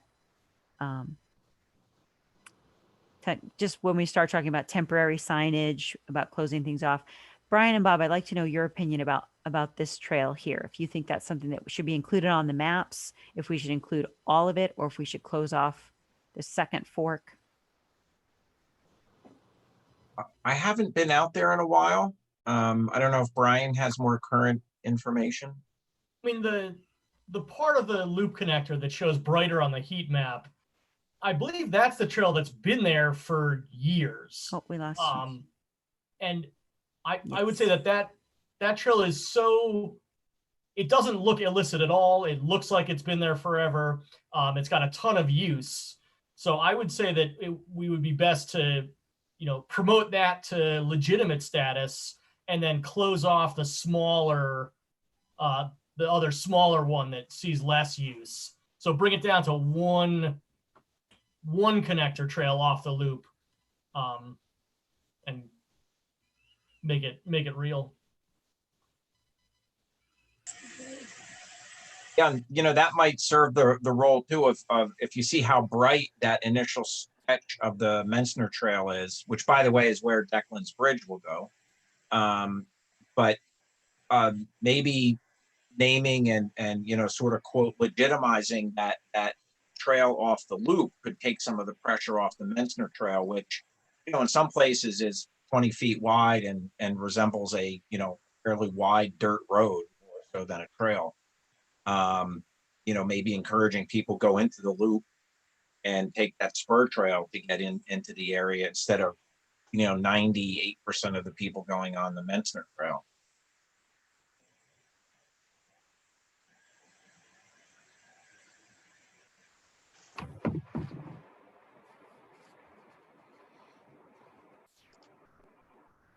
Todd, you're up there quite a bit. Do you ever get over to the loop? Yeah, I majored in geography in college, and I find this thing amazing that I'm looking at right now. How did they do this? You join Strava, and then it basically, you give them permission to use your phone, and they use your data. They reach out to athletes, runners, mountain bikers, and you begin one, and you kind of log where you go. I know the one that goes across Davidian. I can't say that I'm familiar with that the connector from the loop. I know that you can get from the Davidian, the Bandit Trail over the Davidians over to the loop where they did all that nice stonework. But I can't say I specifically know what that connector is. But I kind of agree. I mean, if I wouldn't be opposed to keeping it, it's not going to go away anyway.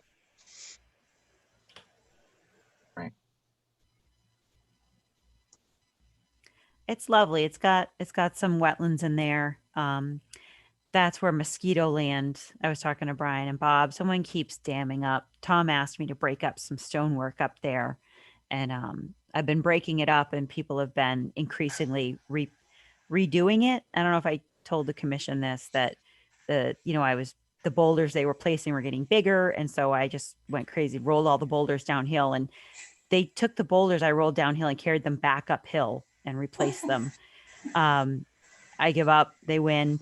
But there is a part on that loop connector where someone has dammed up a wet area and made like almost like a little ornamental pond. And it's full of mosquito larvae. You walk into a net of mosquitoes when you get there. So I used our field supply money and I bought a new crowbar, and I'm going to go break it apart again. So it's just going to be part of my hike. I'll be the creepy lady with the crowbar in the woods. So Avoid at all costs. Yes. yeah. Okay. Okay, so we'll, if you want to think about it, or we can just make the determination tonight that we're going to keep this section of the loop, maybe post. We have this it's a little circle. It's also been said if we do post anything, it should say like NCC, like Northborough Conservation Commission. Let people know that the land managers are the one doing the work. So maybe I could design. I know we're reluctant to put signs up there, but just something small that says Northborough Conservation Commission, not a trail, or Northborough Conservation Commission leads to private property, something small and high up. Or do you want to not sign this at all and just leave it, the Davidian one? Well, are you waiting for more information from Berlin? I mean, should we do this all as one thing? No, they're going to do their own. They're going to submit their own information to SVT. And we're not allowed to, You mean like work on signs together? yeah. Yeah, I could find out what signs they use. I mean, a joint, they're connected. Why aren't we talking to them? I'm not saying that you haven't tried. Yeah. About getting a uniform solution to all of this, because a lot of them are coming in from the Berlin side. You mean the hikers, so that the mapping is all one? Well, the mountain bikers is what I was referring to. But oh, okay. So I can invite them again to the September 21st meeting, but I found the consensus from last month's meeting is that what they're doing is working, that they don't seem to have as much of a problem as we do. They had the one incident and they addressed it, and it hasn't been reopened. Yeah. Okay. Berlin is a little different than Northborough. Have you noticed that? Yeah, so 20 years ago. Yeah. They've armored the trails, more or less. So they've armored the entrance. Yeah. There's fewer people too. Any action items here, Mia, on the trail inventory? So we have to decide that if we want to move forward in drafting a map, if we want to have CMRPC help us with the map, just send data out to Dan. Dan may have access to this heat data, and we can just ask him to use certain lines. So is SVT going to update? Are they going to prepare a plan for our review? Yes, we'll work with them, and they're going to update this. Can you see? But they're only going to update it with information that we give them. Yep, we're going to say, add this, take this out. Okay, all right. So then, are we at a point where we need to give them information, or are we at a point where we can get a draft plan from them that we can then pick and choose from? So what I'm hearing so far is we want to include this connector, yeah, on this map, and that's the only change we're adding so far. Agreed. All right. Do we want to give it a name, a loop connector, or the Greg Young Trail? I don't know, Mihalik's Bob, Way. what's the Trails Committee think, Bob? I mean, what do you?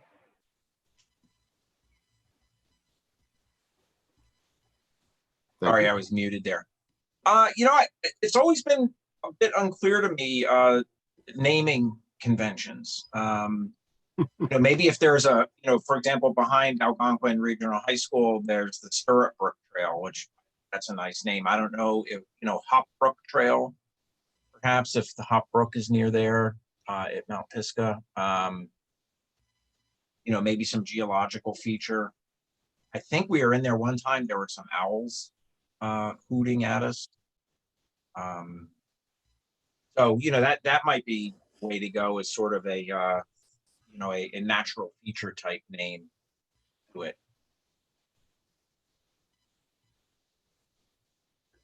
I don't think we need to agree on a name tonight, do we? Nope. No. Mia, why don't you take that and maybe work with the Trails Committee, come up with a name and Sure. go from there. Okay. Moving on. The reward poster progress. So I checked with a town accountant to just make sure we could pay out the reward. And Yep. he said he's not sure if that's an allowable expense. So it's on hold for now. We're putting a request into town council just to make sure that we're covered. Bounty. Yeah. I love it. Bounty. We can do it. We can issue bounties, can't we? Just change what we call it. All right. So town council has it, huh? Yes. So we might get an answer this year. No. No, I was being optimistic, Todd. I know. I know. All right. No. All right. I All hate it right. when it goes to town council. All right. Hunting policies and regulations. So Chief Liver's on here too. Liz Newland from Fish and Wildlife worked with Chief Liver and Lieutenant Galvin and I to come up with a new wording. When you go to the Conservation Commission website, there's a tab that says, "Where can I hunt in Northborough?" That's actually a link from the police department page. And so Okay. Liz worked with Chief Liver to rewrite that. And so I can pull that up. I think I have it here. Hang on one second.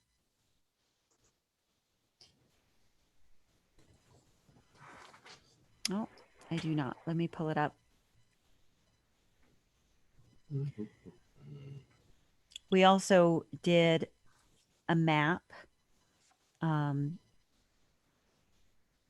going to pull that up first.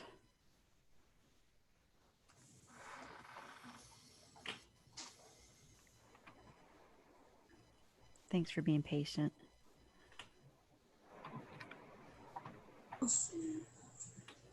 Okay. Can you see this map? Yes. WMA is the wildlife management area owned by Fish and Wildlife. That's up on Pisgah. You're looking at a map of Pisgah. The yellow are the trails up there. This map is not meant to be comprehensive. This is a temporary map. The blue, WCE, is the wildlife conservation easement. So Andrew Silver, the Conservation Commission purchased this property from Andrew Silver in 2009. And it was purchased with CPC funds, so it had to have a conservation restriction placed upon it as one of the requirements of spending that money. The Fish and Wildlife holds that conservation restriction. They haven't really done much monitoring, as far as I know, in my stints here until last year, where they did a full inspection. We did a walkthrough, and we reviewed the conservation restriction. The restriction expressly states that hunting is allowed. We do have a local bylaw that no hunting is allowed within 500 feet of a trail. And you can see there are some trails, but there is this southwest corner, basically where my cursor is right now. It is 500 feet from trails and hunting is technically allowed there. It's come up every year. Hunters call our office and Fred and I let them know the policy, which I'm going to share with you, our hunting policy. Let me go back. Those are the seasons. This is our official hunting policy that was approved in 2000. It's allowed with permission, residents only, limited to 2 permits per day, permit for a specific day. You must apply 7 days in advance. No individual may apply for more than 5 permits. You have to provide proof of a firearm safety course, Monday through Friday only, bow and shotgun only, deer only, and no hunting permitted within 500 feet of a trail. The last portion of this is what we have posted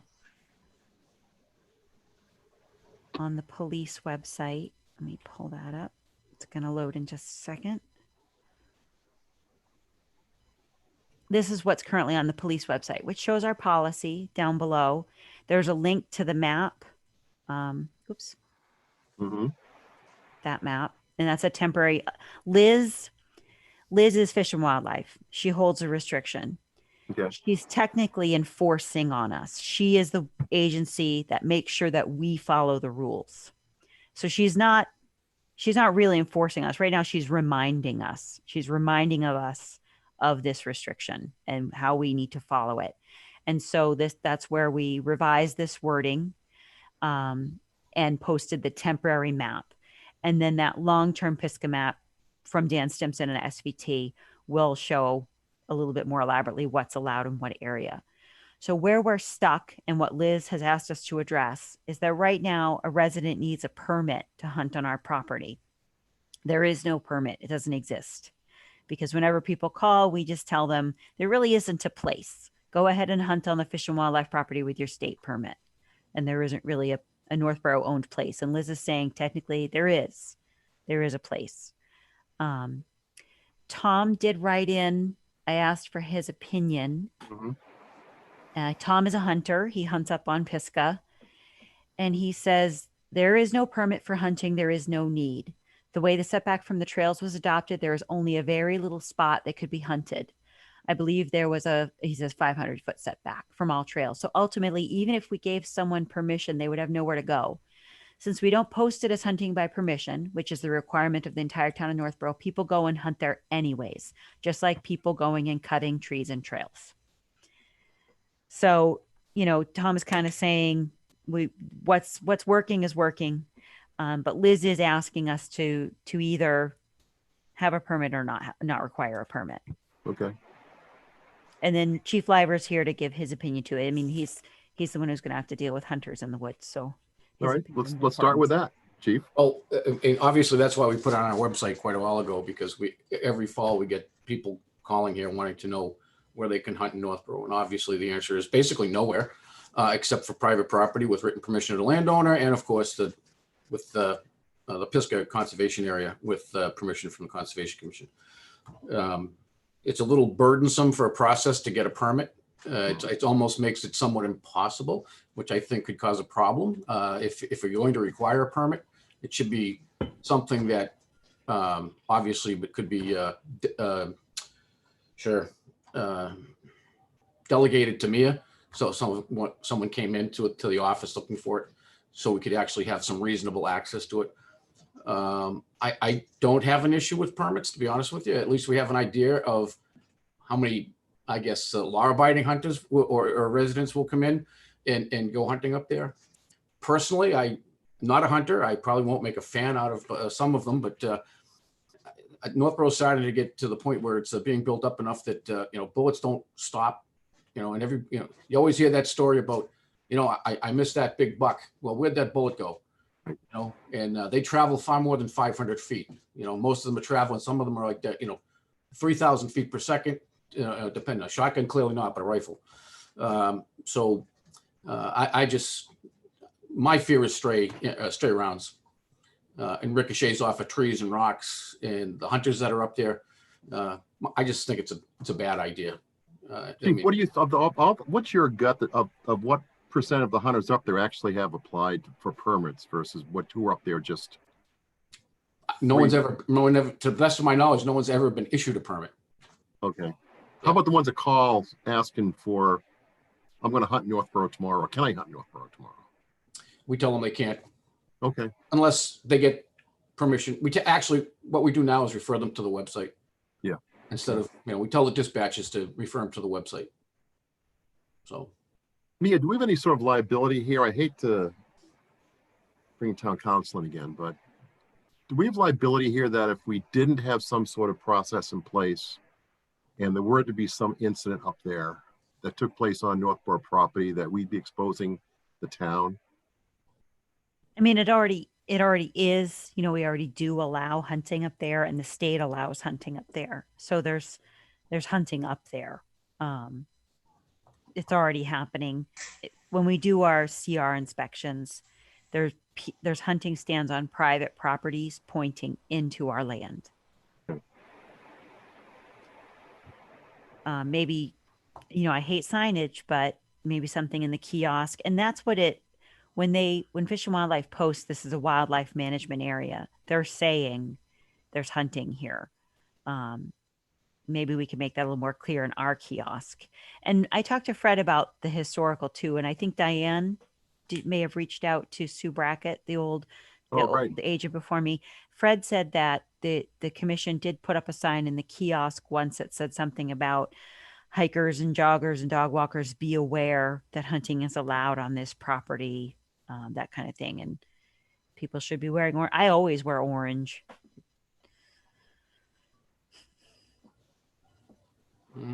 Diane, were you able to reach Sue? Yeah, we had a nice conversation last night, and then I called Fred this morning with my bits of information, which we've already expounded on. I think even back when we first started talking about this, which is when Jeff Amberson was on the committee, that I was not in favor of hunting up there because of the distances. The fact that there are now quite a few more houses than before. And I don't know, and a lot of people, of course, want to walk their dogs and stuff. So I think that's one of the things that maybe over time we gotta look at it again and see what we can do to keep it lower key, maybe not quite so easy to get to. Not that this is easy, but make it a little more difficult.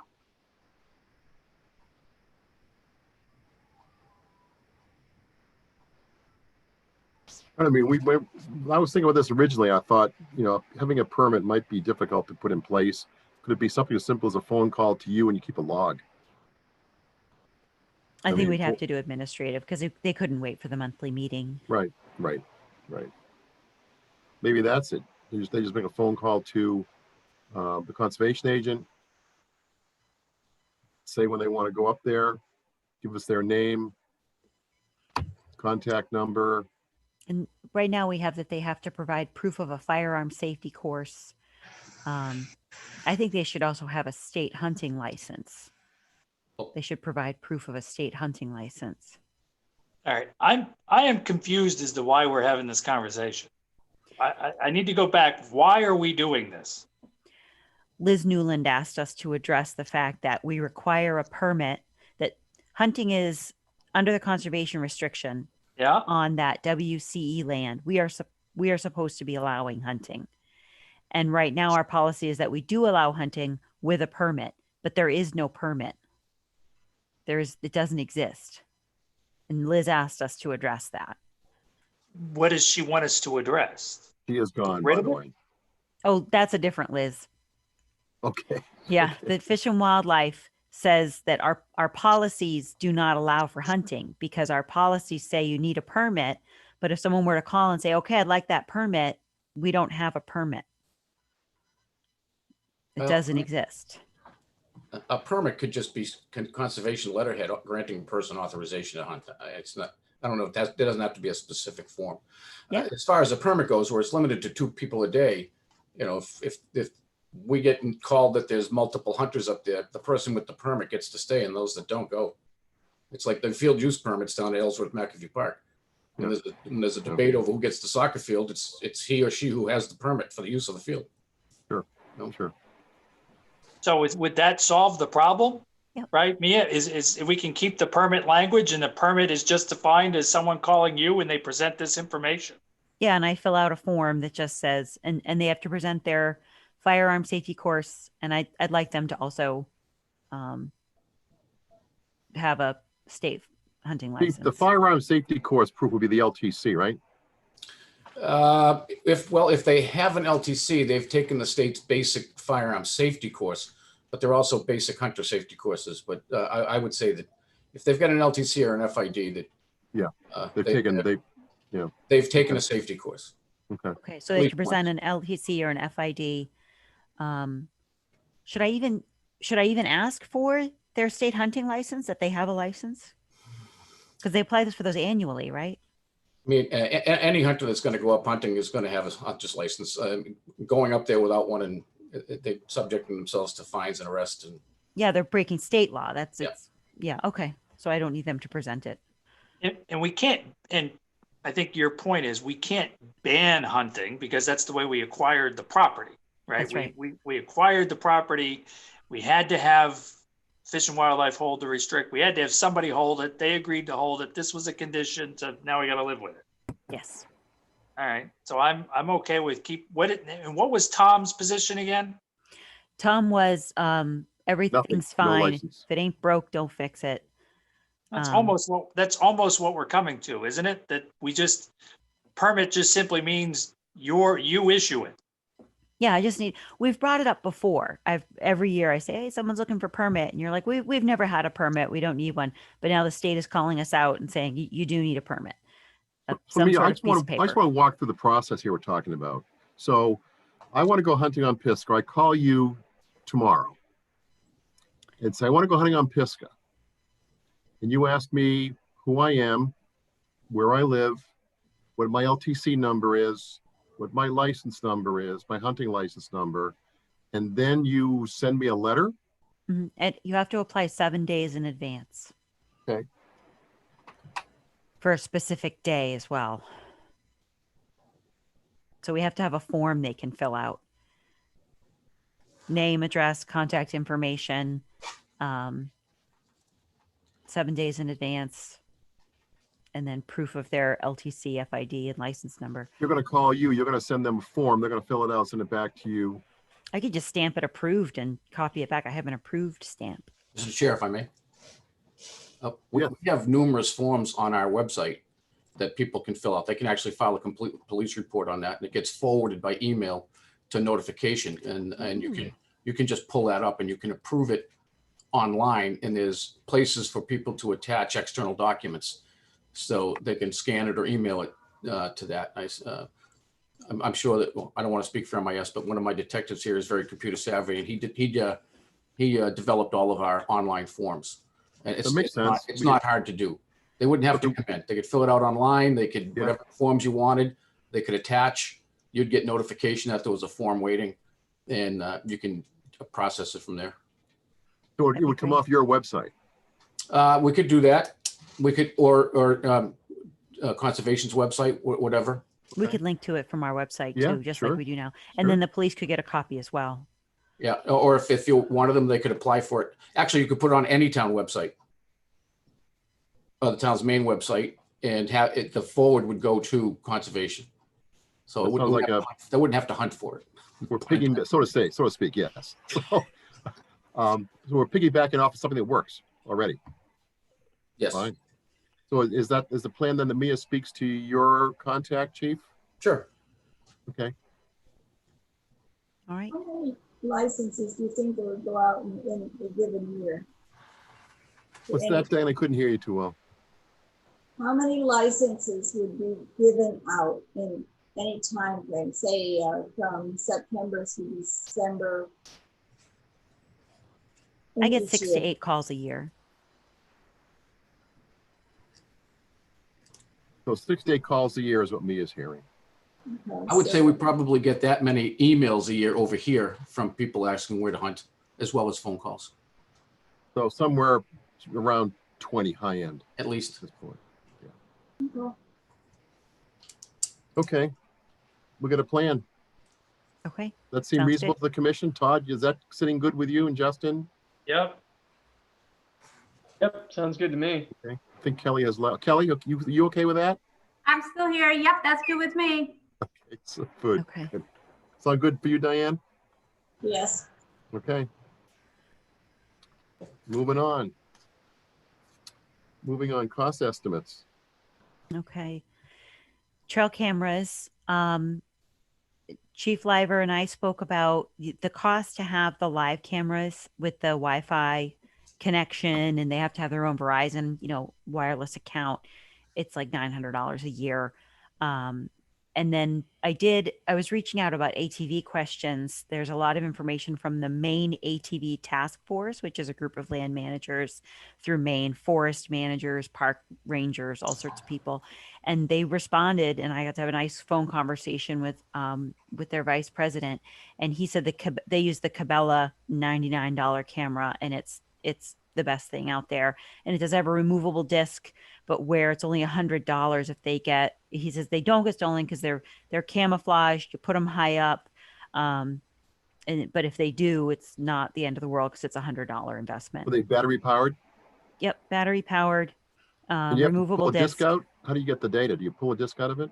Yep. Or do you- Little removable drive, bring it back and download it. And he gave me some tips about, you point one at the parking lot at all times, then you point one where the problem is, then you point one at the camera that's pointing at the problem. So that, you can see if people are trying to take it down. And so that's, one for the parking lot, 2 per issue problem sites. I would suggest we start with about 6. And, if we find that we need more, we can get more. And it's not a huge investment either. So who's going to be pulling out the disc and reviewing the film? It would be me. Film. I date myself. The data. The data. Right. Okay. I mean, you have to climb up a tree to get these? I mean, they're going to be camouflaged. Who sets them up? Me. They get strapped onto a tree and they have a lock. It's not hard. No. But they got to be far enough up that people aren't going to go by and rip them off, right? I will have to bring a step ladder, and I will be looking for buddies because I don't want to go up a step ladder alone in the woods. Yeah, you need some help. Need some help. Yeah.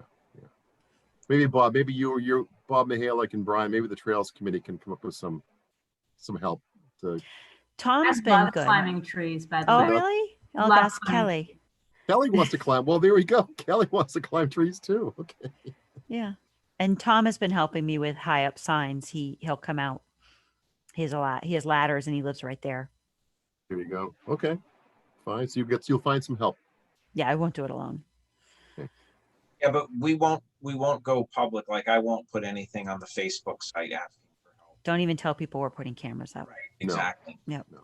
On the QT or whatever that expression. Chief Liber, is there any problem with us pointing a camera at the parking lot? Do we need to let people know? Problem if you point it at someone's home, it's an invasion of privacy, you need a search warrant, but open public spaces, no. Okay, great. All right, so we need a vote to spend the money on 6.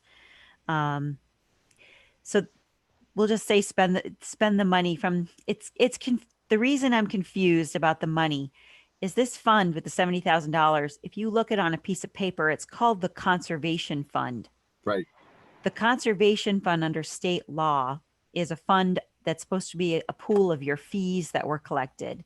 The fees that were collected are only supposed to be spent on the implementation of the State Wetlands Protection Act. So we actually call that the Wetlands Fund, and it's used to pay part of my salary, which is a completely allowable expense every year. So when you vote to expend from the Conservation Fund, it's not the state restricted wetland fee conservation fund. It's your conservation fund, which is this $70,000 of interest. Why don't we just call it the Wetlands Fund?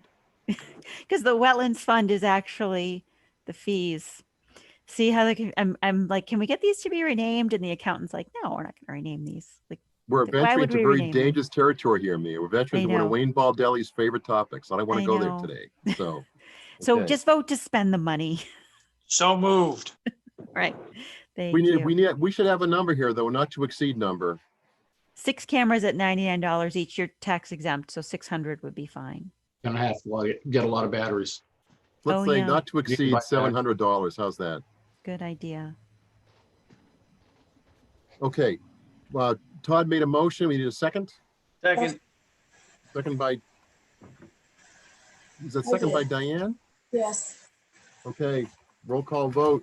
Diane Goldner. yes, Todd Helwig. Yes. Justin Dufresne. Yes. Kelly Marston. Kelly Marston. I'm still here. Sorry. Yes. Yes, and I also will vote yes. Thank you. All right.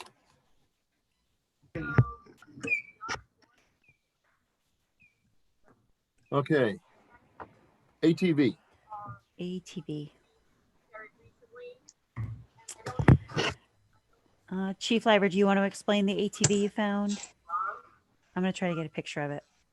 I have had numerous conversations with multiple people, with some environmental officers. Our own DPW director, Scott Sharpenter, is an avid off-road ATV type person. And he has made some suggestions. Mia has also gotten some information from the Maine Warden Service, and the brand that comes up most often as being recommended is Honda. And Winco was the one that was recommended to me. It's a narrower machine. It's 47 inches wide. Some of the others are 52, 53. So a little bit narrower for trail. It's got enough of an engine on it so that, or motor, so that it can do some hauling. Some of the other ones are side by side with a smaller engine, which really wouldn't carry a lot of extra equipment or anything. I found in higher demand right now because everybody's, there you go. With COVID-19 and people not traveling, apparently, as you all know, with the trails, outdoors has become quite active. So there is a bit of a weight on them. This unit here can be designed Kids are doing it.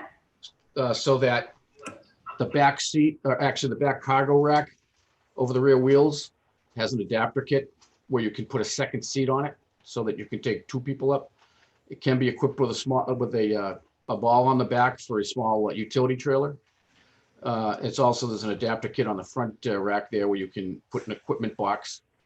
And my thought was when my officers would be using it, we would take the second seat off, put on an equipment box that would carry things like a fire extinguisher, first aid kit, radio.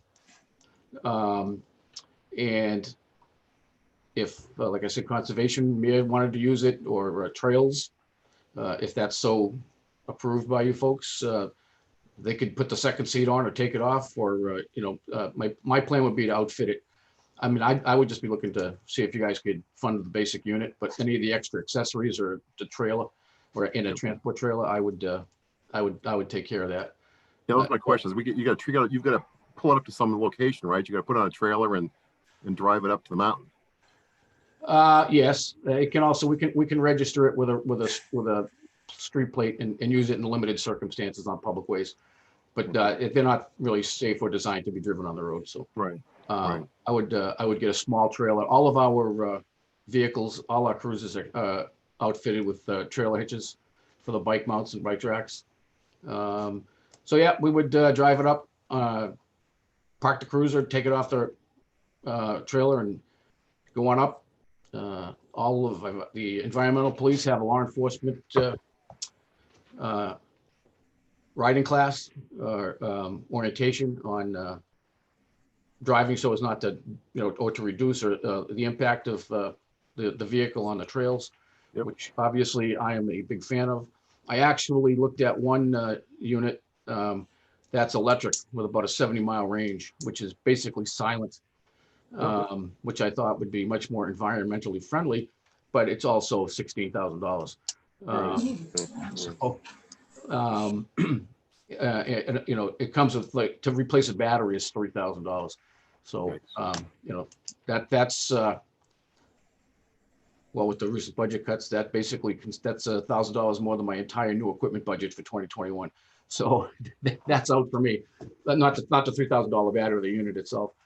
I wouldn't have my expectations not that it will be used every day at all on a periodic basis, so as not to damage the trails when we're having an issue up there, and on an occasion just to basically kind of show the flag and let people know that there's a chance of being caught doing something not supposed to do, damaging a trail, building a retaining wall for a pond, or making a waterfall. And I think probably the most beneficial use of it would be for the Trails Committee with a small utility trailer. I mean, with Mia talking about bringing her step ladder and cameras and things like that. Why walk when you can ride? You know, but I do think you would have to also amend your rules so that you would have to specifically authorize the motorized vehicle for express use of official town of Northborough personnel. So because I believe as it is now, your regulations don't allow for any motorized vehicles or ATVs.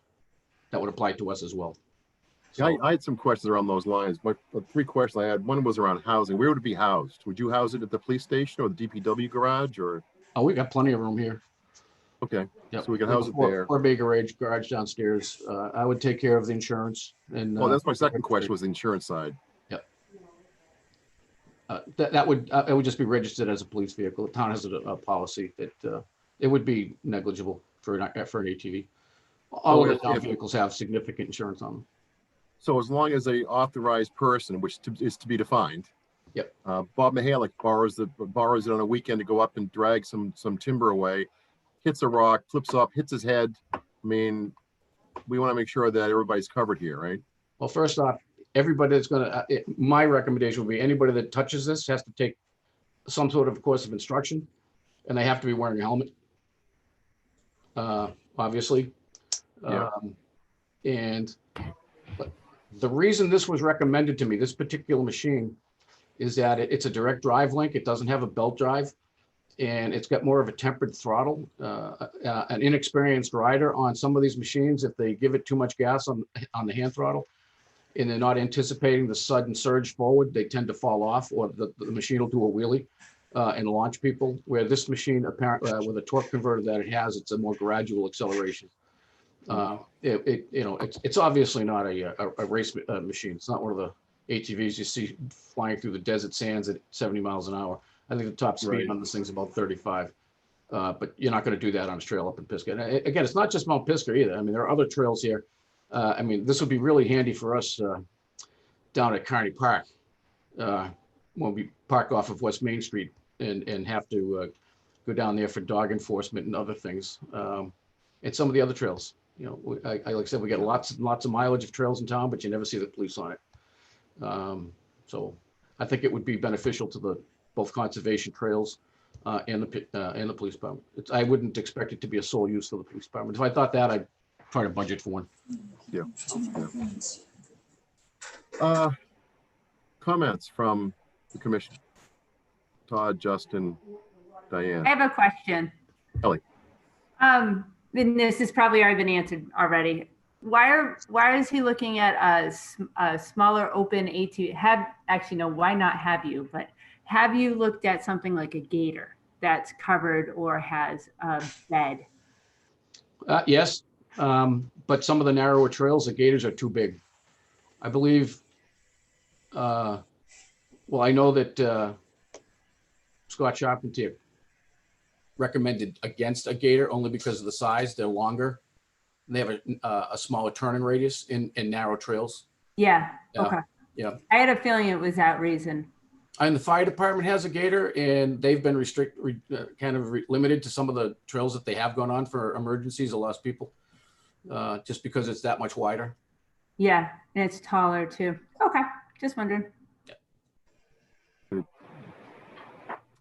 Todd. Do it now.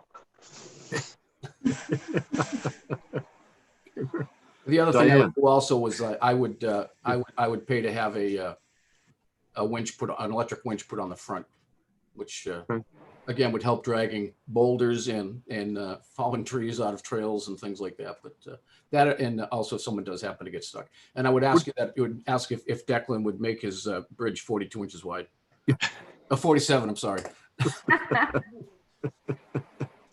Well, if I can, I feel bad. I'm asking for money, and he wanted 2,000 to build a bridge. And I feel like I'm taking a lollipop from a baby here. But what do you think? Is there an expectation that the trail bridges would actually support this thing? Yeah, how much does it weigh? About 800 pounds. Because I love the concept. I love the concept of the police being able to get around Pisgah. I love the concept of being able to get around Kearney. but Bob could speak to it as well. The bulk of the rest of the trails are way too narrow to drive this around on. Either they're just narrow by nature, or they're just single track. And by far, most of the bridges out in the woods are not even close to supporting this. So I think it's a great idea, but I think that there are really a limited number of trails in town that you could actually operate this on. Okay, so the curb weight's 657 pounds. Okay. You know, quite honestly, I say that there's the water and the mud that I saw in that picture, we would easily be able to drive through that as opposed to going over the bridge, but it was going to leave ruts and muck and. You know. Yeah, the electric is one, one by of the few places where the trails are already that wide. Yeah. And most of the other places, I think they're far narrower, and we like them narrower. Sure. So I don't know, Bob, Exactly. do you have a comment on actually utilizing or the potential damage? My thought on this was that we would utilize the wider trails to get up into the area, and officers would then alight from it, take the key with them, and sit on a trail, walk a trail. And it just basically would facilitate them getting in and out of the area quicker. I don't expect them to be riding on narrow trails or mountain bike trails, anything like that. This is not a joyride for anybody that's going up there. Okay, it might be about 10 minutes of driving up a trail, and then maybe an hour and a half or 2 hours walking around up there, you know, interacting with people. Like I said, just letting people know that, you know, we're up there.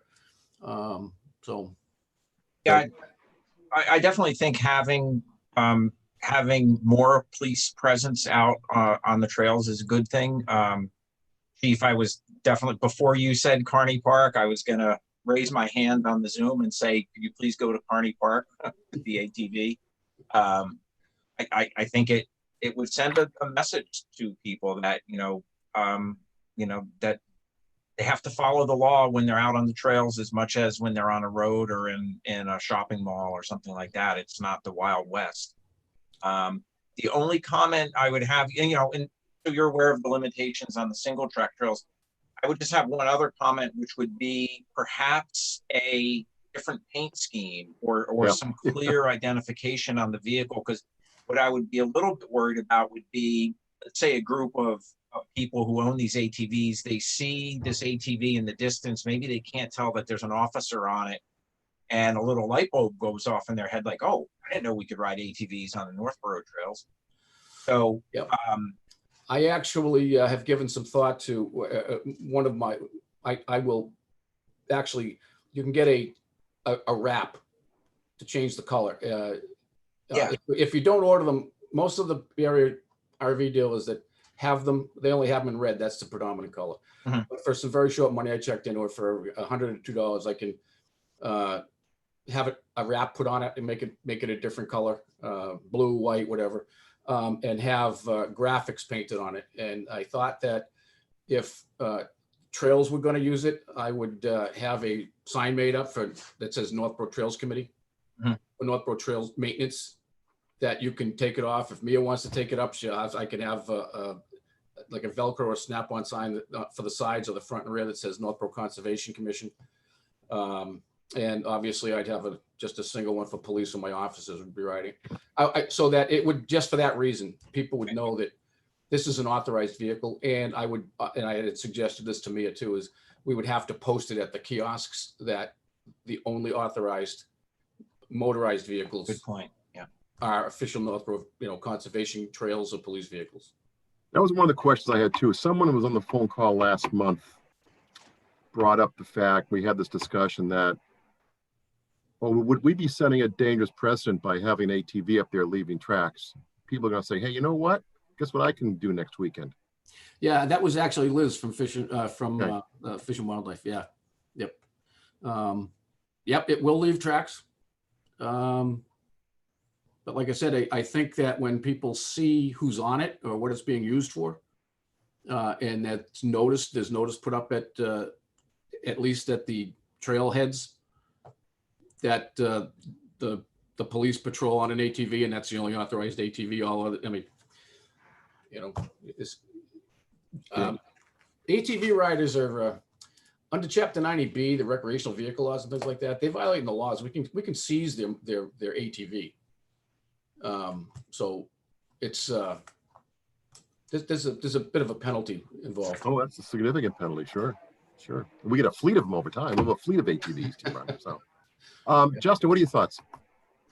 No, I think it sounds good to me. I mean, I think it, there's a lot of uses for it. Like, thinking about Mia trying to roll boulders out of the way and move logs and all that. I mean, now you've got something that can certainly help on that front. And I'm sure just having one for the town, would have reasons above and beyond just what we would use it for in the trails and what the police could potentially use it for other things too. So I think it makes a lot of sense.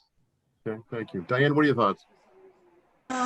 Was there some kind of seating or trailer that could be used if someone's injured and you need to get them out of the woods? Is that part of this?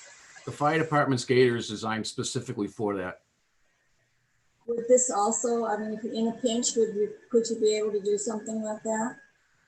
It depends. You could. It depends on the injury. I mean, if you get somebody with a spinal injury, we're probably not going to throw them in the back of a little trailer without a spine board and straps. Right. Yeah, it's really not equipped for that. The fire department does have one specifically built for extricating people from, remote areas. Okay, thank you. Good. Okay. Any more questions here? Let me take a look.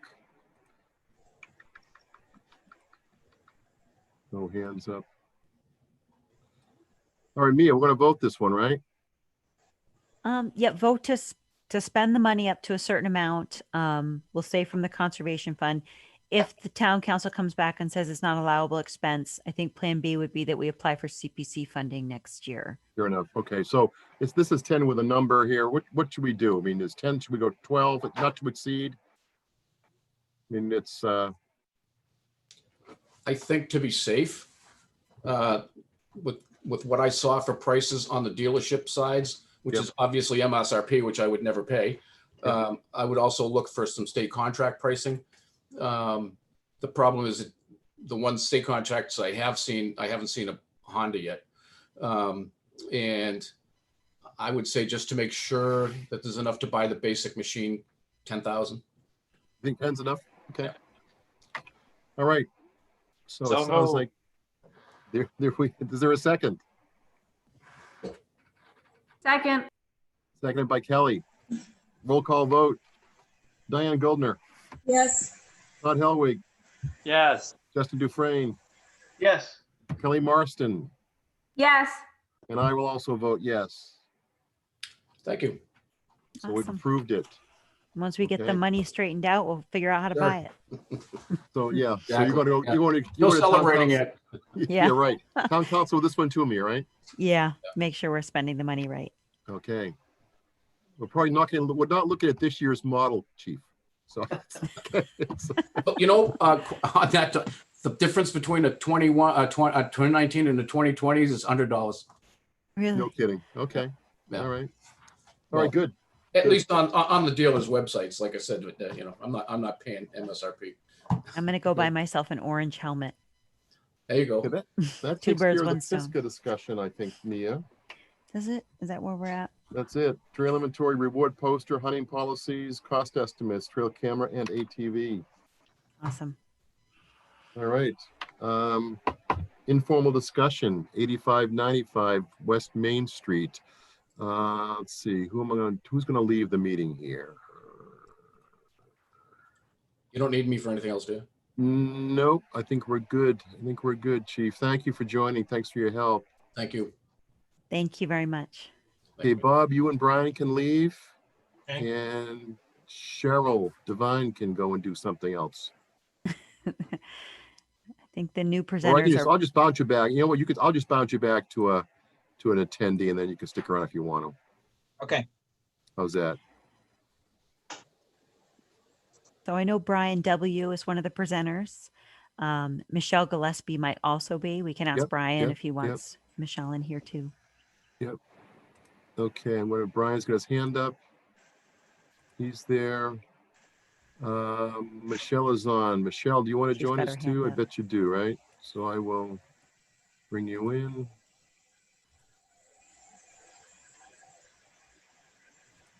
All right, you both should be promoted here. I see Brian. I don't see Michelle. Let me double check that.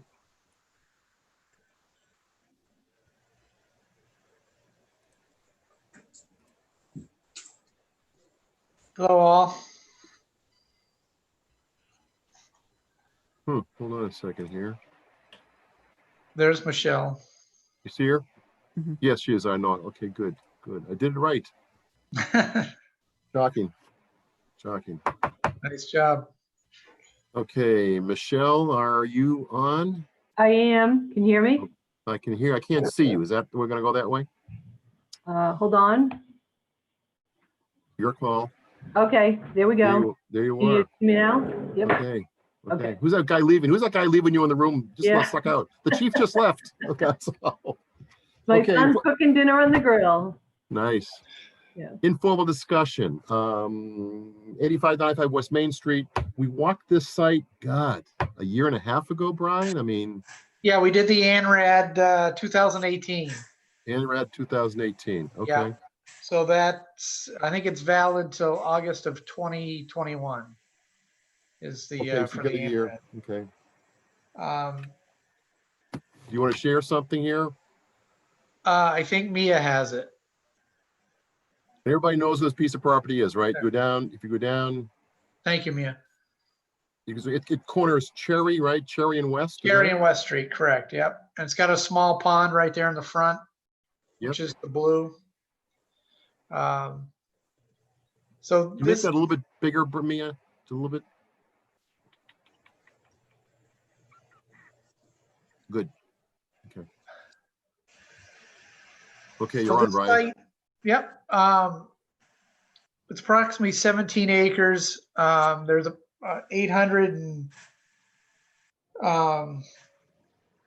860 feet of frontage along West Street. There's no real frontage on Cherry Street. That's owners by others. The wetland and pond, the ones in the green there, along the frontage of West Street take up about 685 feet of the frontage. Given the applicable zoning with minimum 150 feet of frontage, we can get 5 conventional lots along the front there. So there had been some previous submittals for this property that showed wetland crossings, limited project crossings to the lots. There was, I believe, an old conventional plan or cluster housing. And then we had done a plan, I believe it was in June, May or June, that the town looked at. I think Mia was involved. Rest of the town boards looked at it informally. And there was discussion about potentially doing common drives. And the plan we submitted had no wetland alteration. It had 2 common drives, which under the town, for 2 lots, it's 18-foot diameter width on the pavement. If you go to more than 2, then you have to go to 22-foot town road standards. You have to provide turnarounds for fire trucks, everything else. So we were asked to take a look and see if we could design this with an option that does not have wetland impact, get away from the common drives where you're going to be looking at a much wider footprint. You're going to need, it's going to be much heavier duty construction to road standards. You're going to have bigger machines, more clearing, drainage, the turnaround. So a lot more clearing and grading. So this plan you see in front of you, we have 5 single 12-foot drives with no wetland alteration. The red hatching in the middle there. I'm sorry, you gotta be kidding me. He's been quiet all night. Gotta love Zoom meetings. The red hatch is, I am so sorry. The red hatch is pavement that will be removed adjacent to wetlands. Can you guys hear me over the dog barking? Yep, I can hear. Yeah. Can I mute you for 1 second and take care of this? Sure, sure. I'm so sorry. Oh my God. If I can find my mute button again.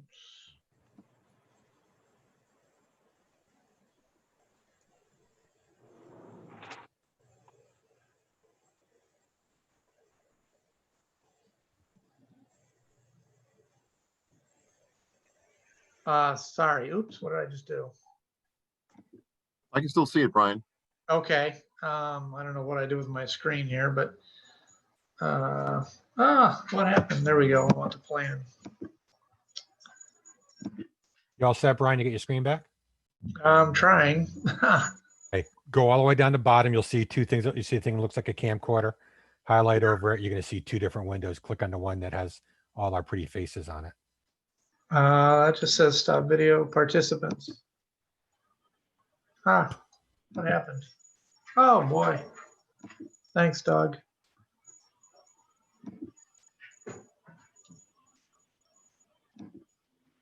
You No. may be on see a you, second Brian. screen. I know, I can't see the plan anymore. Oh boy, what did I do? So you can still see everyone's faces, but you can't see the plan. There we go. Now I've got it. Okay. Sorry. So as I was saying, get over here. Unbelievable. So the red hatching would be removal of pavement. The existing driveway that's labeled there is the driveway that exists out to the house that's on the property now at Lot 2. Yep.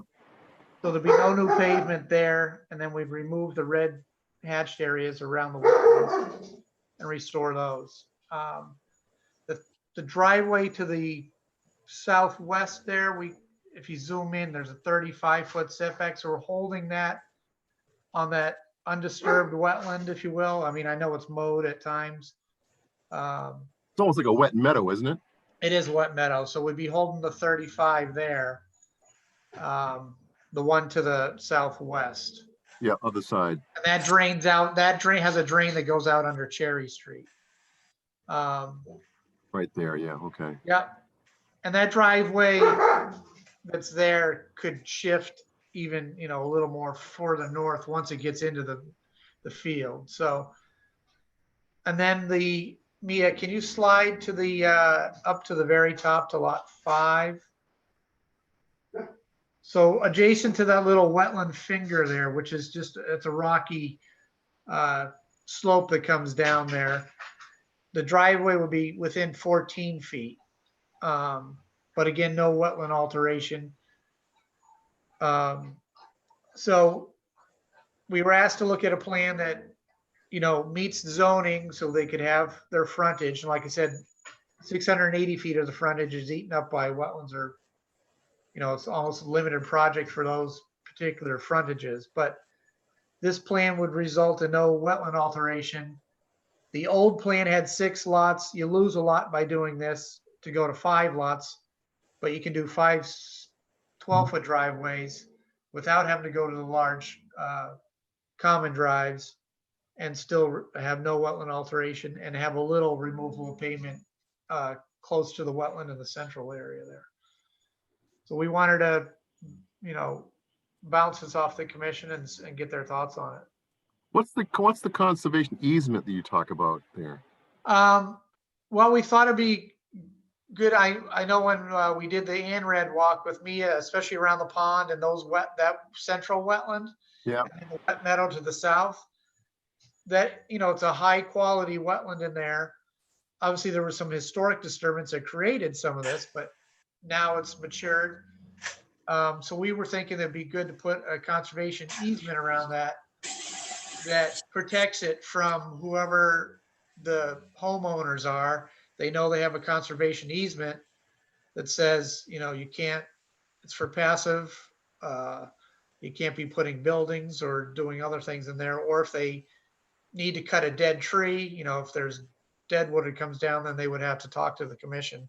I mean, obviously we could come with some language on that and run it by the commission, but we thought it'd be a good way to protect those areas additionally beyond, just them being called as wetlands. Okay. That's something that could be written in, that be on whoever each lot's deed, that they have a conservation easement on their property. So under this plan, Brian, the only quote unquote negative impact to us would be the finger and lot number 4. Yeah, lot number 4 and 5. Yeah, that little finger there. So we'd be looking for some relief on a waiver for that, for the setback. But the benefit is we have no wetland crossings whatsoever. Yep. Yep. And we're removing some pavement down on the lot 2 wetland. Yep. Is that house occupied in lot 2 now? Yes. Okay. I think the daughter, Michelle, you can correct me, but I think the daughter of the owner is living there. Yeah, there's someone who's living there now, but it's gonna be put up for sale. Okay, so lot 2 is not going to be, that house is not going to be raised. It's going to be kept as it is. No, that's going to be that's to be retained. Okay. And we would just reroute their driveway. There's the big paved turnaround that's part of that red hatch. That pavement would come out. Yep. And then revegetate that. Okay. All right. Questions from the commission? Can I just make a comment? Certainly. This is an abomination. I mean, this is just terrible. I don't, who's speaking? I don't. Todd Helwig. Okay. I can't, I mean, all of this pavement, all of these snakes, you're going to put all this in the buffer zone and I mean, there's that issue. And then there's as a citizen, it looks stupid. And I don't think you could get away with this in most communities. Well, it's allowed by zoning and the regulations. You haven't gotten it yet. Well, I'm not saying just from conservation. I'm saying zoning regulations as well.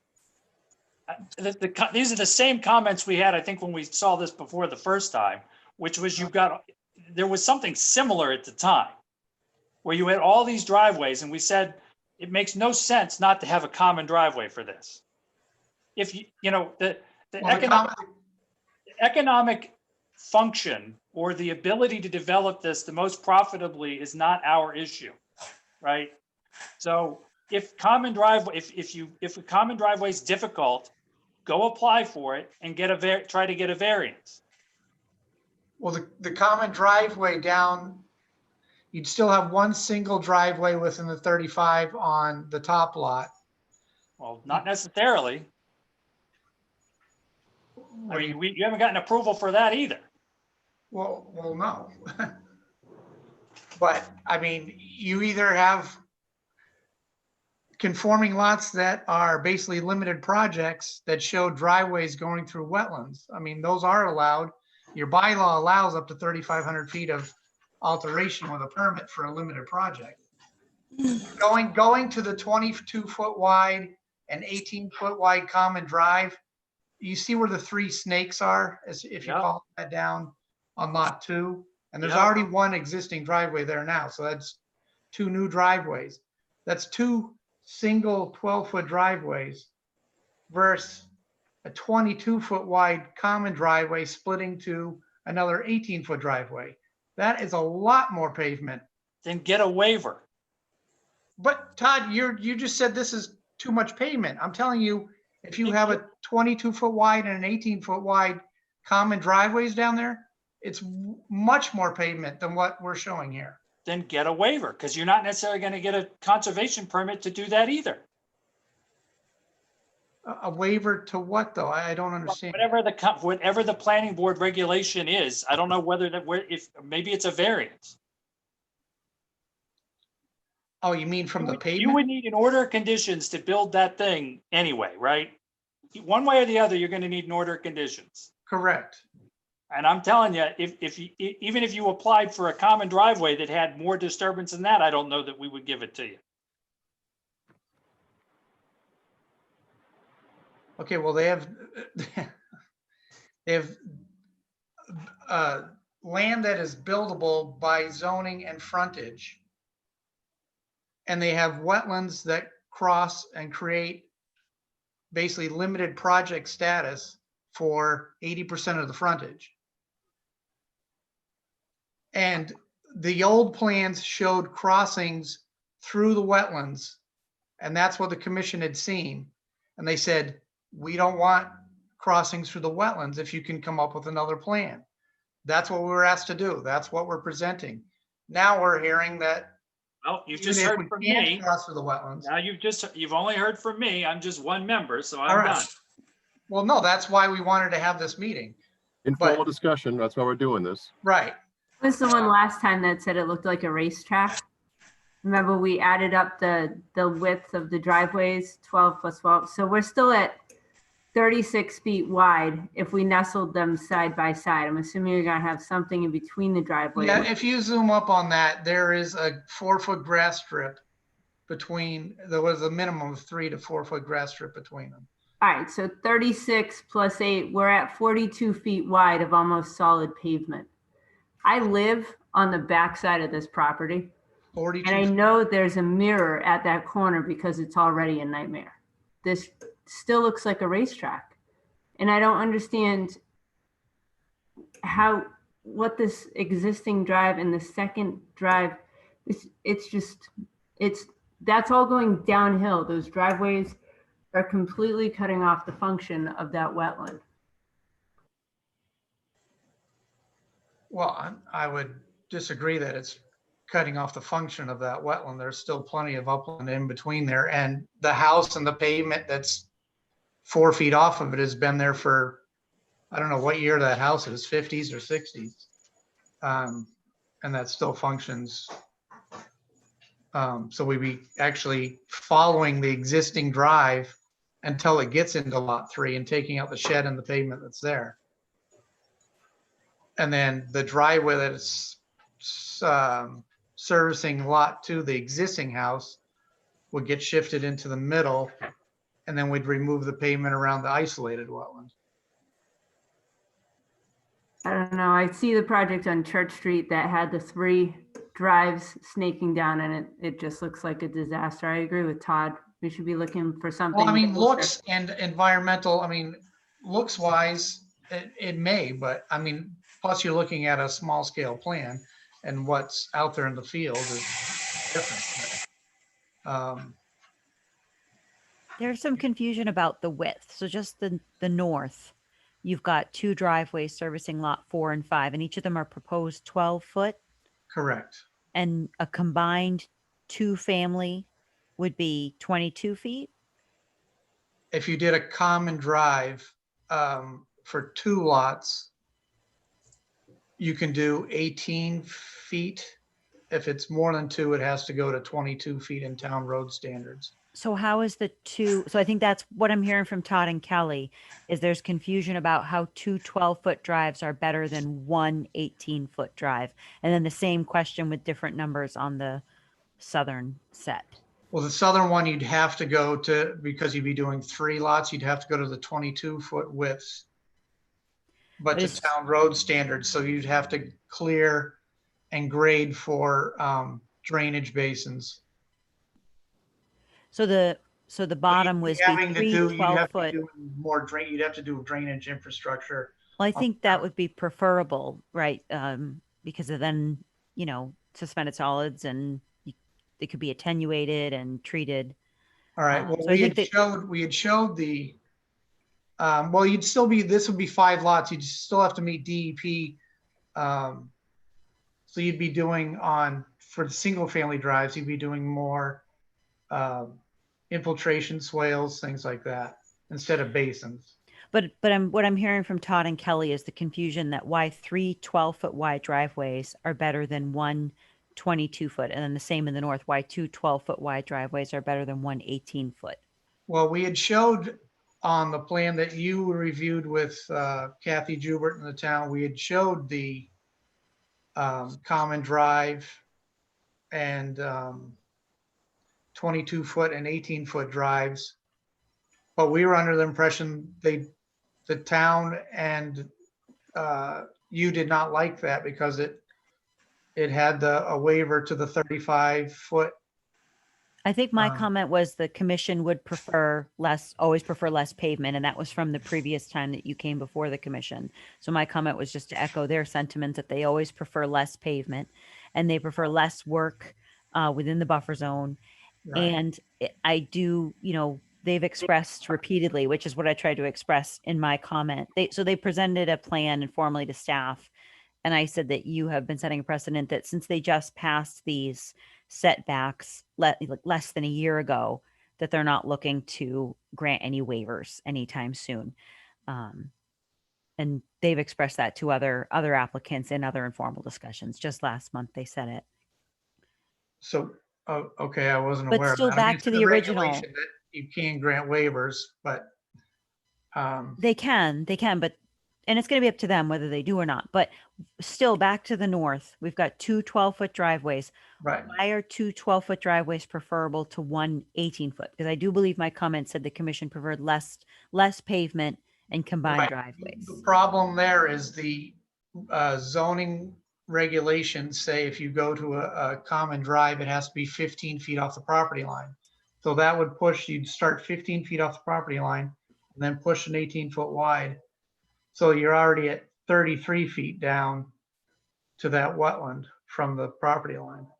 So that, in that case, with like a driveway, we can start at 4 feet off the property line.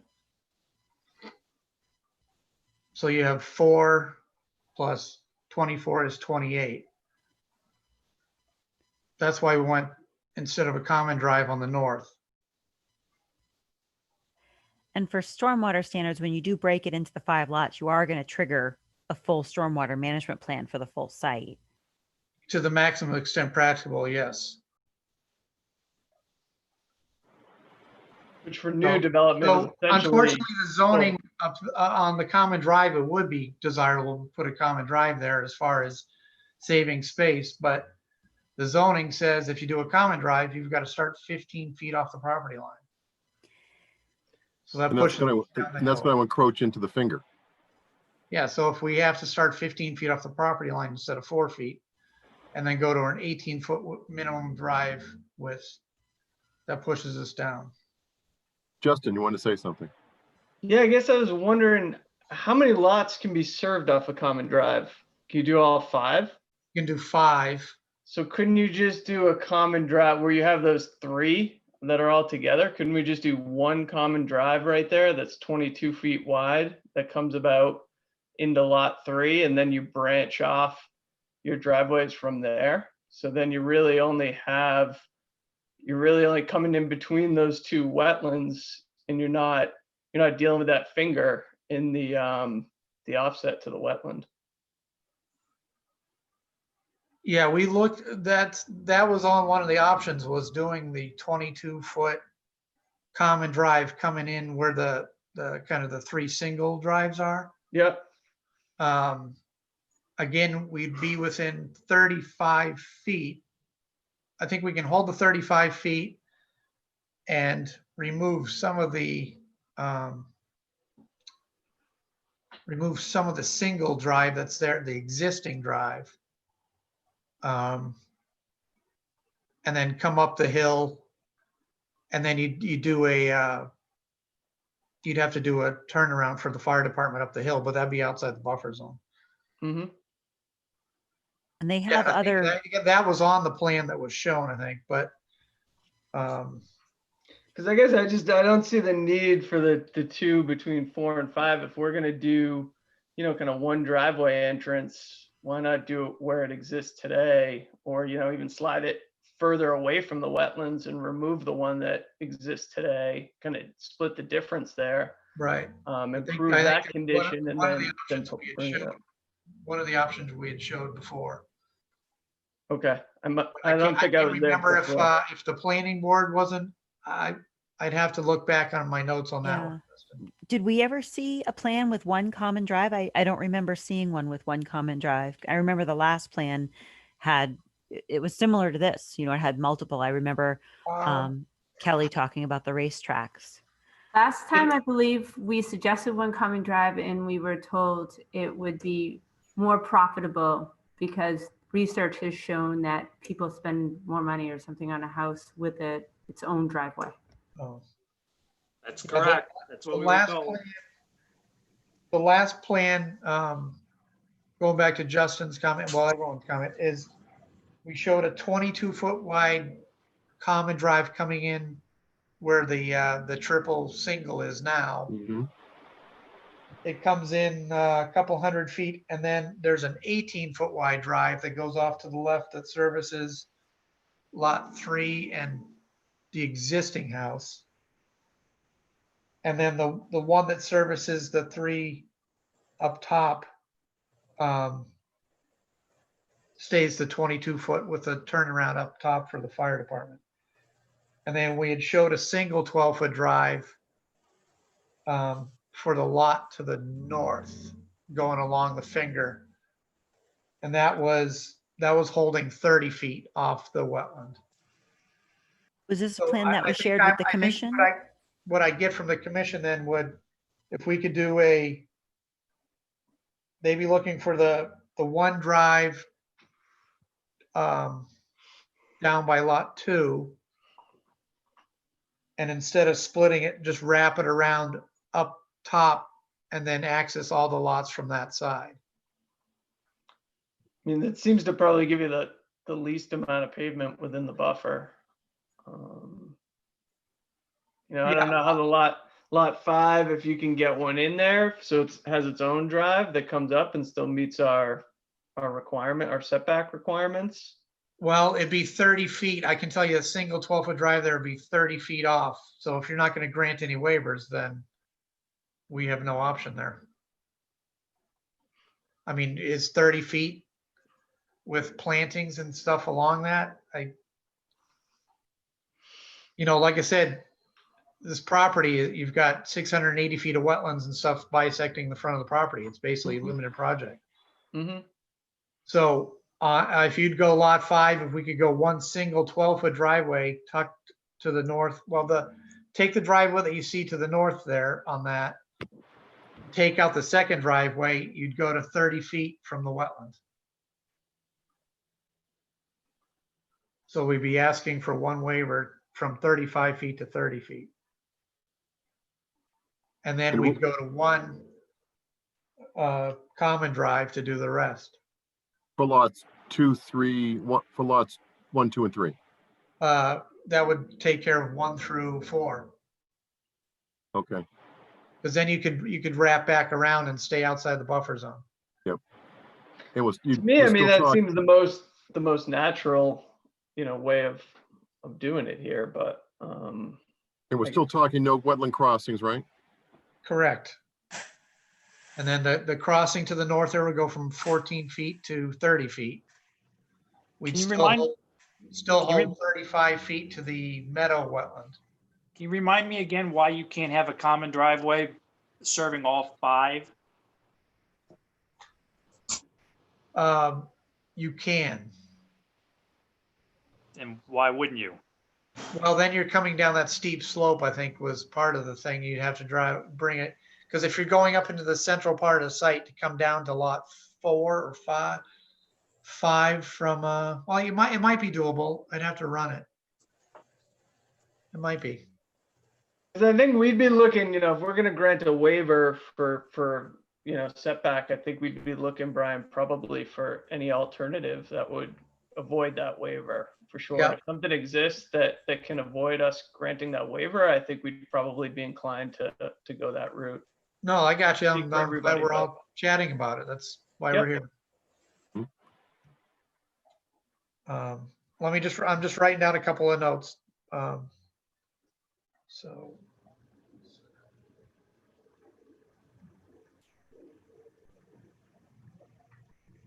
Hey, Mia.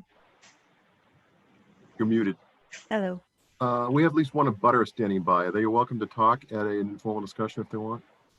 I think it's up to Michelle and Brian if they want to. I mean, it is a public meeting, so they can. They're not raising their hand, but I'm going to ask, if we can, I'll give them the option if that's allowed or not. It's up to Michelle. I don't really mind. I mean, it's informal. So if there's an abutter that wants to voice some concern or whatever, that's it's fine with me. It's up to Michelle. Okay. I'm okay with that. Okay. Let me see. Marjorie Markson, I think you're in a butter, correct? And if you want to speak, you raised your hand. Okay, here you go. You're a panelist now. She's probably joining us.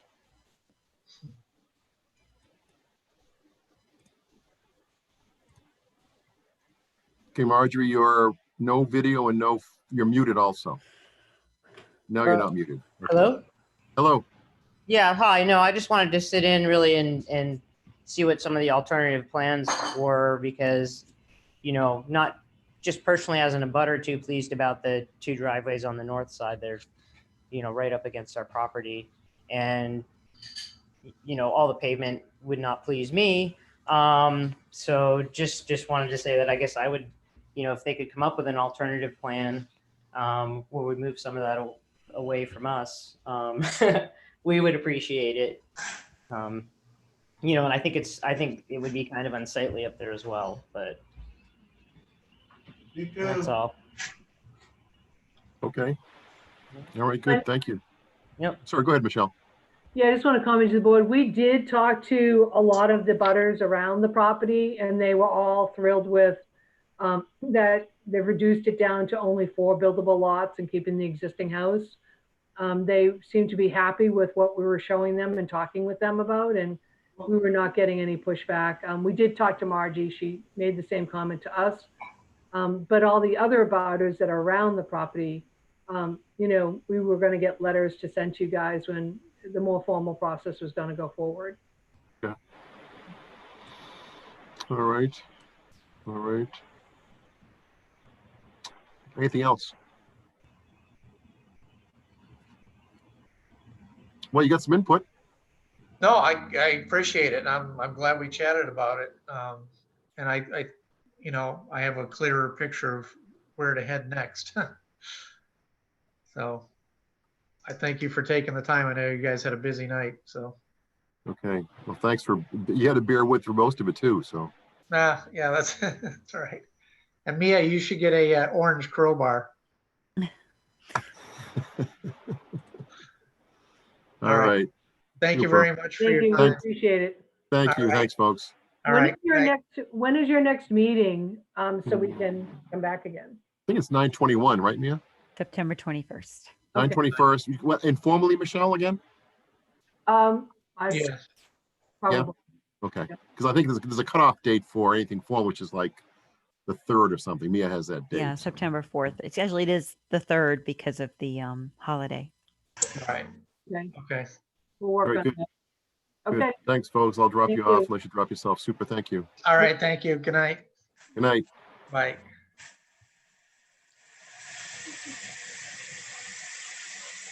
Okay. All right.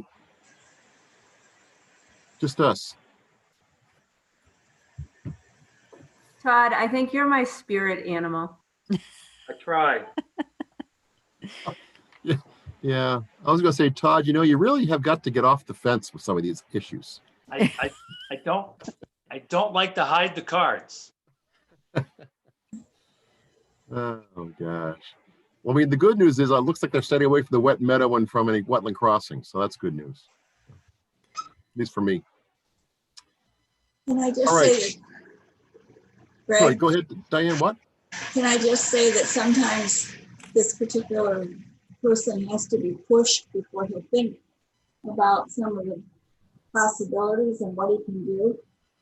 Because we went through all this when they were out there in the field. It's a different person now. Yeah. But no, Brian was there. It's a different owner. So the Mike Casaselli was the one who hired Waterman Okay. for the RDA, for the ANRAD. Mm. And then Mike is now, Casaselli is backed out, and it's back to the previous owners, the Viners, and they're looking to develop.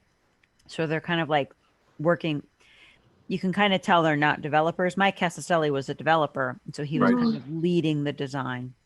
And now we're kind of getting different ideas. When we did the Anrad walk was with Caselli, right? He had that like beekeeper's mask on or something. Or that, yeah. And he's a developer. Okay. So we were kind of speaking the same language. And so now we're kind of having these language barriers because we're getting questions from the owners. Mm-hmm. So we're kind of trying to, anyways. I'm also going to look up the whole limited project because I did not, I don't want to talk about it because they left, but I'm going to be looking up limited projects because I'm not sure that this project will be a limited project after they divide it up. Okay. It's creating a limited project. All right. Well, then the more discussion we have up front with them will make things easier down the road, right? Whenever they come up with something formal, hopefully. Yep. Yep. All right. What do we have for Open Space Committee representative? Oh, we skipped over the meeting calendar. Don't forget to go back to that. Meeting calendar. Let's go back. But we No, can meeting do, calendar. Meeting calendar. Trying to pick a date in October so I can reserve it. We've been switching to the third. We can't reserve the third Monday because if the Board of Selectmen can't meet on the second Monday, they may move to the third and then we get bumped. Right. So we can try the second Monday is going to be Columbus Day. So there's a good chance we would get bumped, but we didn't get bumped in September. Although the second Monday in September is not a holiday, it's the 14th. So they're meeting on the 14th. We're meeting on the 21st. So if you look at October, and they only set their meetings like a month or two in advance. So they haven't published their October meetings yet. So my advice is that we pick a day that's not a Monday in October because the second Monday in October is Columbus Day. And so it's a good chance the third will get taken by the Board of Selectmen. Mia, they did set the agenda on the. Oh, they did. They did it Monday night. Oh, I can't find it. 19th. They picked the 19th. They're Okay. they're only meeting on the 19th in October. Great. Thank you. So do you want to meet on another night that month? Like a We're keeping the Tuesday or a 21st Wednesday? of September. 21st of September. But I want to schedule this in October. Okay. So what day in October? If the Board of Selectmen is the 19th, we could do Wednesday, October 21st. Well, what about, I remember talking to David Kane, right? He has a lot of conflicts with other existing meetings. It's when we've done Wednesdays before, so maybe Wednesday's a good day. We should pick two dates because we might come up across barriers. So maybe Wednesday, October 14th and Wednesday, October 21st as possible dates. Work for me. Works for Yeah, Greg, that works. Justin, Fine. Todd, Diane, Fine, be fine. Kelly. I'm good. I have jury duty on one day, but if I'm still there at 7 o'clock at night, shoot me. Okay. All right. So I'll try for those dates in October. Thank you. Okay. How about November? You want to look at November too? It's a good idea. Well, I mean, are we just going to go to the second Monday going forward? I think we're going to go to the third Monday going forward.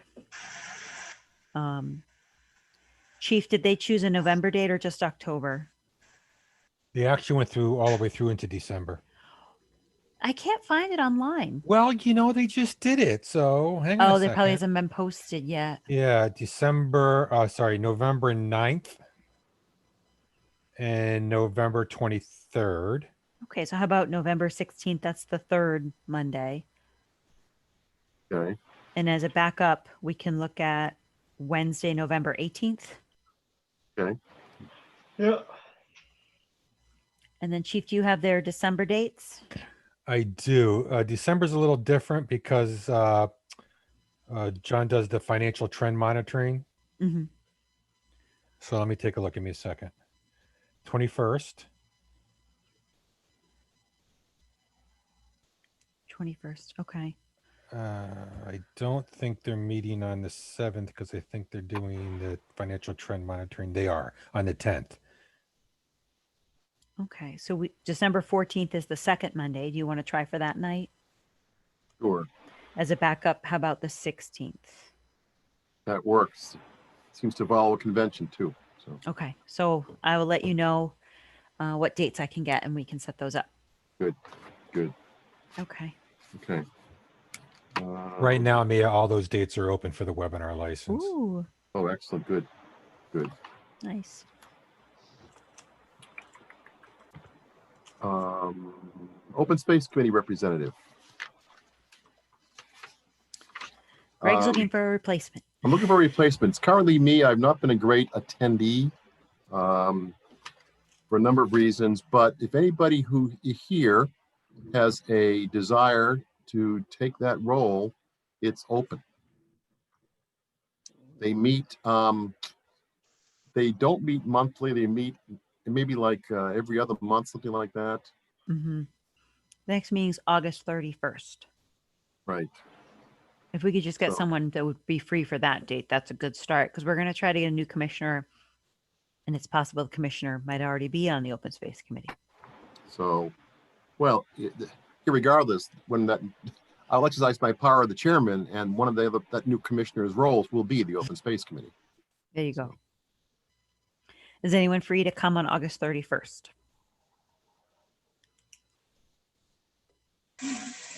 I'm Never not. mind. My birthday is the 29th, and my wife told me I have to take off the 31st for some reason. I don't know what that reason is. Ah, very good. Uh-oh. Yeah. So who knows? Very good. Very good. Yeah, I can do it. Thank you, Todd.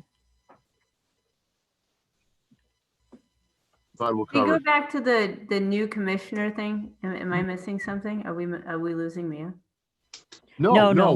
Wayne Baldelli has Not left us. Oh, okay. That's right. Agent commissioner. I was like, whoa, hold on, breaks. Okay. That's it. That's it. That's it. That's it. That's it. Yeah, we've gotten some applications and they're going to try to pull together an interview committee soon. Right. So we're waiting for the select board to identify their participants on the interview committee, and that'll be me. So, Mr. Chair, they did that as well on Monday night. They assigned a temporary, I believe it's Selectman Kalen was assigned to the interview committee. okay, Tim Kalen, he's your rep. there we go. All See, right. aren't So hopefully we'll move forward here in the next month, right? Get some action. You got some really good applicants. So We'll determine that. Thank you, Mia. I already told Greg who I wanted. So Wayne's end of term. Wayne Baldelli end of term.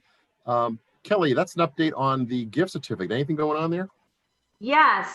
So, hold on. I guess I can turn my camera back on again. I'm no longer in the store. I'm now pressing t-shirts. I do have the gift certificates. So I have, I got him some great gift certificates to the Fisherman's Marina down at where the walk is. I'm sorry, my brain is shot at this point in the day. Sudden Sam's? No, not Sudden Sam's. Seafood Sam's? No, the one that's on the canal, the new one. Oh, yeah. Okay. So we got 2 gift certificates for $75 each because they said they don't give out gift certificates over $100. But I was not expecting on Kathy Schubert in the additional money that came in. So I have about $40 extra. I was waiting for tonight's meeting to ask you, do you want me to get more at the same restaurant, or do you want me to get him something at like Bella's where he can pick up some tackle? I think he plays golf at Dennis Pines. You know, so maybe spending $40 and get him a gift certificate at Dennis Pines or something. You could pro Okay. shop for, you know. Yeah, so I have an additional $40. Yep. A staff meeting. I have to stamp shirts for all my staff for tomorrow. I'm sorry. Does that sound reasonable to folks, and they go that way with the extra $40? Yep. Yes. Okay. You could probably do it online, Kelly, I bet too, you know. Okay. Will you put that into, are you I'll send you a gonna- text. I'll Thank send you a you. text. I remember that name. Okay, not a Okay. problem. Got you. And then Kelly, once you get them, just stick them in the Dropbox at Town Hall and I'll put them in the card and mail them. Oh, perfect. That was my next question is now what Yeah. do I do with them? I get the card coming, so. Okay, cool. Great. Okay. Thank you, Kelly. Yes, thank you. Good luck with your staff meeting tomorrow. They're tie-dyeing, so fun. Correspondence, John Edward Drive dumping letter. Yeah, that went out. Okay. So last month I reported to you that about the 84 Pleasant Street dumping letter. So from that, we got a call that's, I think actually Kelly identified a landscaper from a specific address. So that person got a specific letter and I hand delivered it and just explained the situation and asked her to direct her landscapers to put it somewhere else. Then John Fouracre, he owns 99 Pleasant and 0 West Main, and the property goes all the way across to Route 20 where you had a single family house there. He asked me to come walk his property with him, and we walked all along the back of John Edward Drive where people have fenced backyards and there's actually like gates in the fence for them to come and dump in the wetlands. Like it's just very clear violation. Normally there's property owner issues, like dumping is on John's property, but it's extremely clear. Like you have to bushwhack through the back of John's field to get to these paths that have a gate to dump in the wet. So it's obvious, like there would be no legal issue with us enforcing upon these people. But John wants to be a good neighbor, and he requested that instead we send the letter to the entire neighborhood and just say, and you know, because normally I would just start knocking on the front door and be like, move it within 30 days or you're going to get an enforcement order. But he's like, just give him more time, be a good neighbor.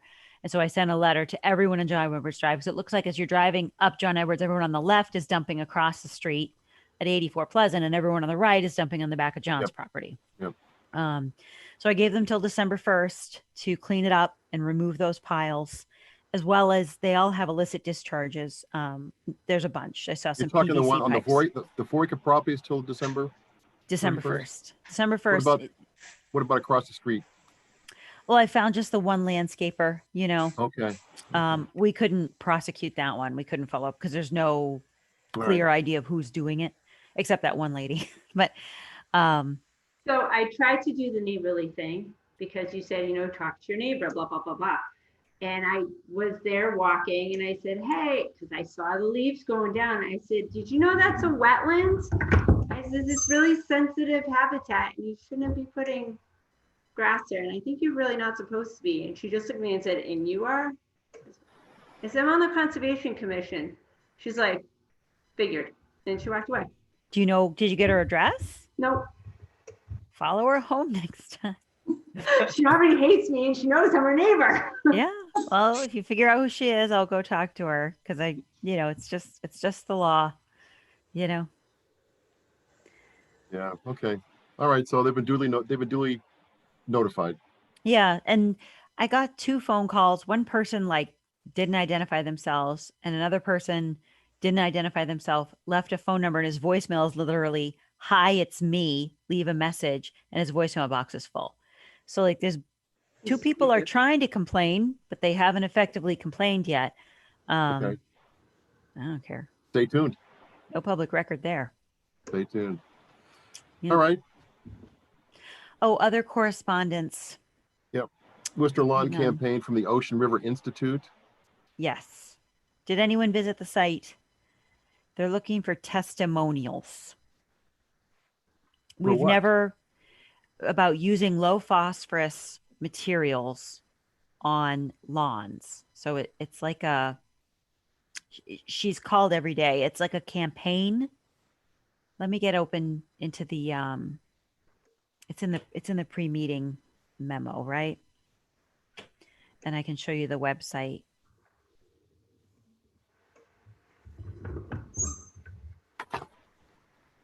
Is it in the pre-meeting memo? I don't see No. it in there. No. No. All right, let me find it in the email then.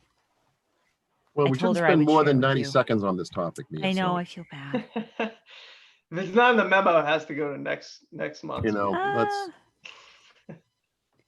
I found it.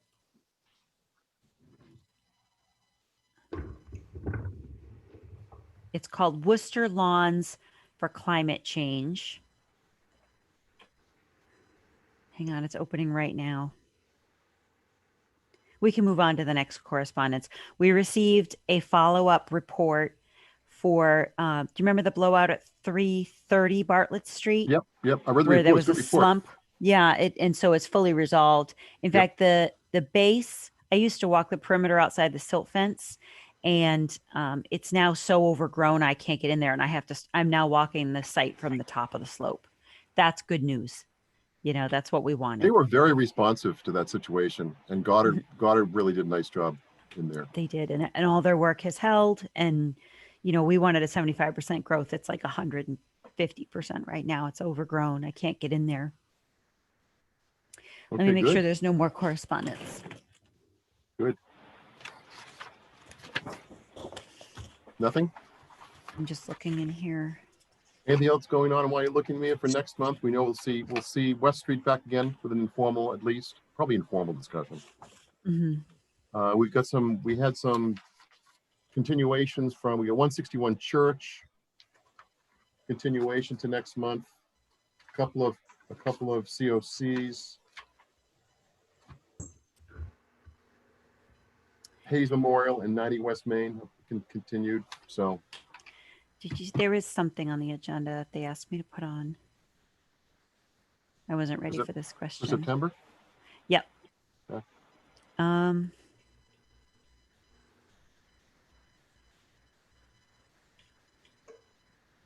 Oh, it's just a certificate of compliance for 124 Howard Street. Oh, 92 Whitney. Sorry, 92 Whitney. Okay. All right. So let me share with you the lawn initiative. Because I'm pretty sure you're not going to want to do anything about it, but I did promise her I would show it to you. Check that box off. Yeah. You generally don't side on things like this. Can you see it? Yes. So it's Worcester Lawns for Climate Restoration, and they're trying to encourage people to have healthy lawns. There's a website on the Ocean River Institute that is supporting this campaign or housing this campaign, and she's looking for testimonials. So if any of you have a personal testimonial about a green, healthy lawn, yep, or if the Conservation Commission wanted to make a statement, like the Northborough Conservation Commission supports phosphorus-free lawns or anything like that. I've never really. You do have a standard boilerplate condition that people will use the chemicals as noted in the manufacturer's instruction. Like they won't overuse, so they won't overspray their ChemLawn, that kind of thing. But I don't think you ever prohibit the use of fertilizers. Have we prohibited the use of fertilizers? Maybe in No. specific areas. Maybe. Yeah. I think we always ask people to follow the directions on whatever they're using. Yeah. Mm-hmm. That's not going to be enough what she's looking for, right? I don't think No. so. That'll be make sure you put on just enough of your phosphorus-based fertilizer, not any more. But Yeah. So I can just reply that, in our standard order of conditions, near wetland resource areas, we ask people to follow the manufacturer's instructions, but we don't prohibit the use of fertilizers. fair enough. And if any of you've now, the information has been disseminated to you. If any of you want to follow up and provide a personal testimonial, you can. Okay. Mia, Route 20, that the culvert's done, right? It is. They did not notify me. So, I mean, we really wanted it done. So I'm Yeah. not going to go out and stop them. That's good. So now that base is going to be functional again. Mm-hmm. Good. Okay. Just in time for Triple E season. Nothing else going on? Once around the block here, anybody have anything? Everybody here in September, as far as we know? Kind of. Okay. All right. Is there a motion? Moved to end. Second. Okay. We're going to Was take a vote to end. That was Todd and then Kelly. Todd and Kelly. Diane Goldner, Yes. Todd Helwig, Yes. Justin Dufresne. No. He wants to keep going. I'll go. I'm on yes. Kelly Marston. Mute him. Kelly's an aye? Yes. Okay, as am I. Good deal. All right. And thank you, Chief, for your help in the background there. Hope we didn't cause too much strife and angst. Pretty easy, guys. Pretty easy. Hey, how often do you use your gator? How often do we use it? We don't. Oh, well, we don't use it that often. I can tell you it's great for brush fires if they're remote, but we haven't had a lot of those lately. We use it a lot for events. So we used it for the town meeting. We had it set up for the town meeting Nice. with the if we had to transport somebody off the field. Okay. We use it for it actually goes to Hopkinton every year for the marathon every year. Oh, nice. Yeah, but our guys are the most that they're out there is actually training. They get out and they go out and at the trails they can get to. We like to take the new guys out, let them go out, let them see what's around, and then every winter we actually put the tracks on. We take the wheels off and put the the tracks on. Yeah, there's the So- real use for it in the wintertime to bring Yeah, it up. yeah. Good, cool. Was that Okay. funded through CPC? Yes. Okay. That was You guys before my applied for time. it? Yeah, that was before my time, but yes, it was. Yeah. Okay. Very good. Thanks, Chief. Thanks, folks. No problem, guys. Thank you. Stay cool, stay well. Thank Talk to you you. soon. Bye. Bye.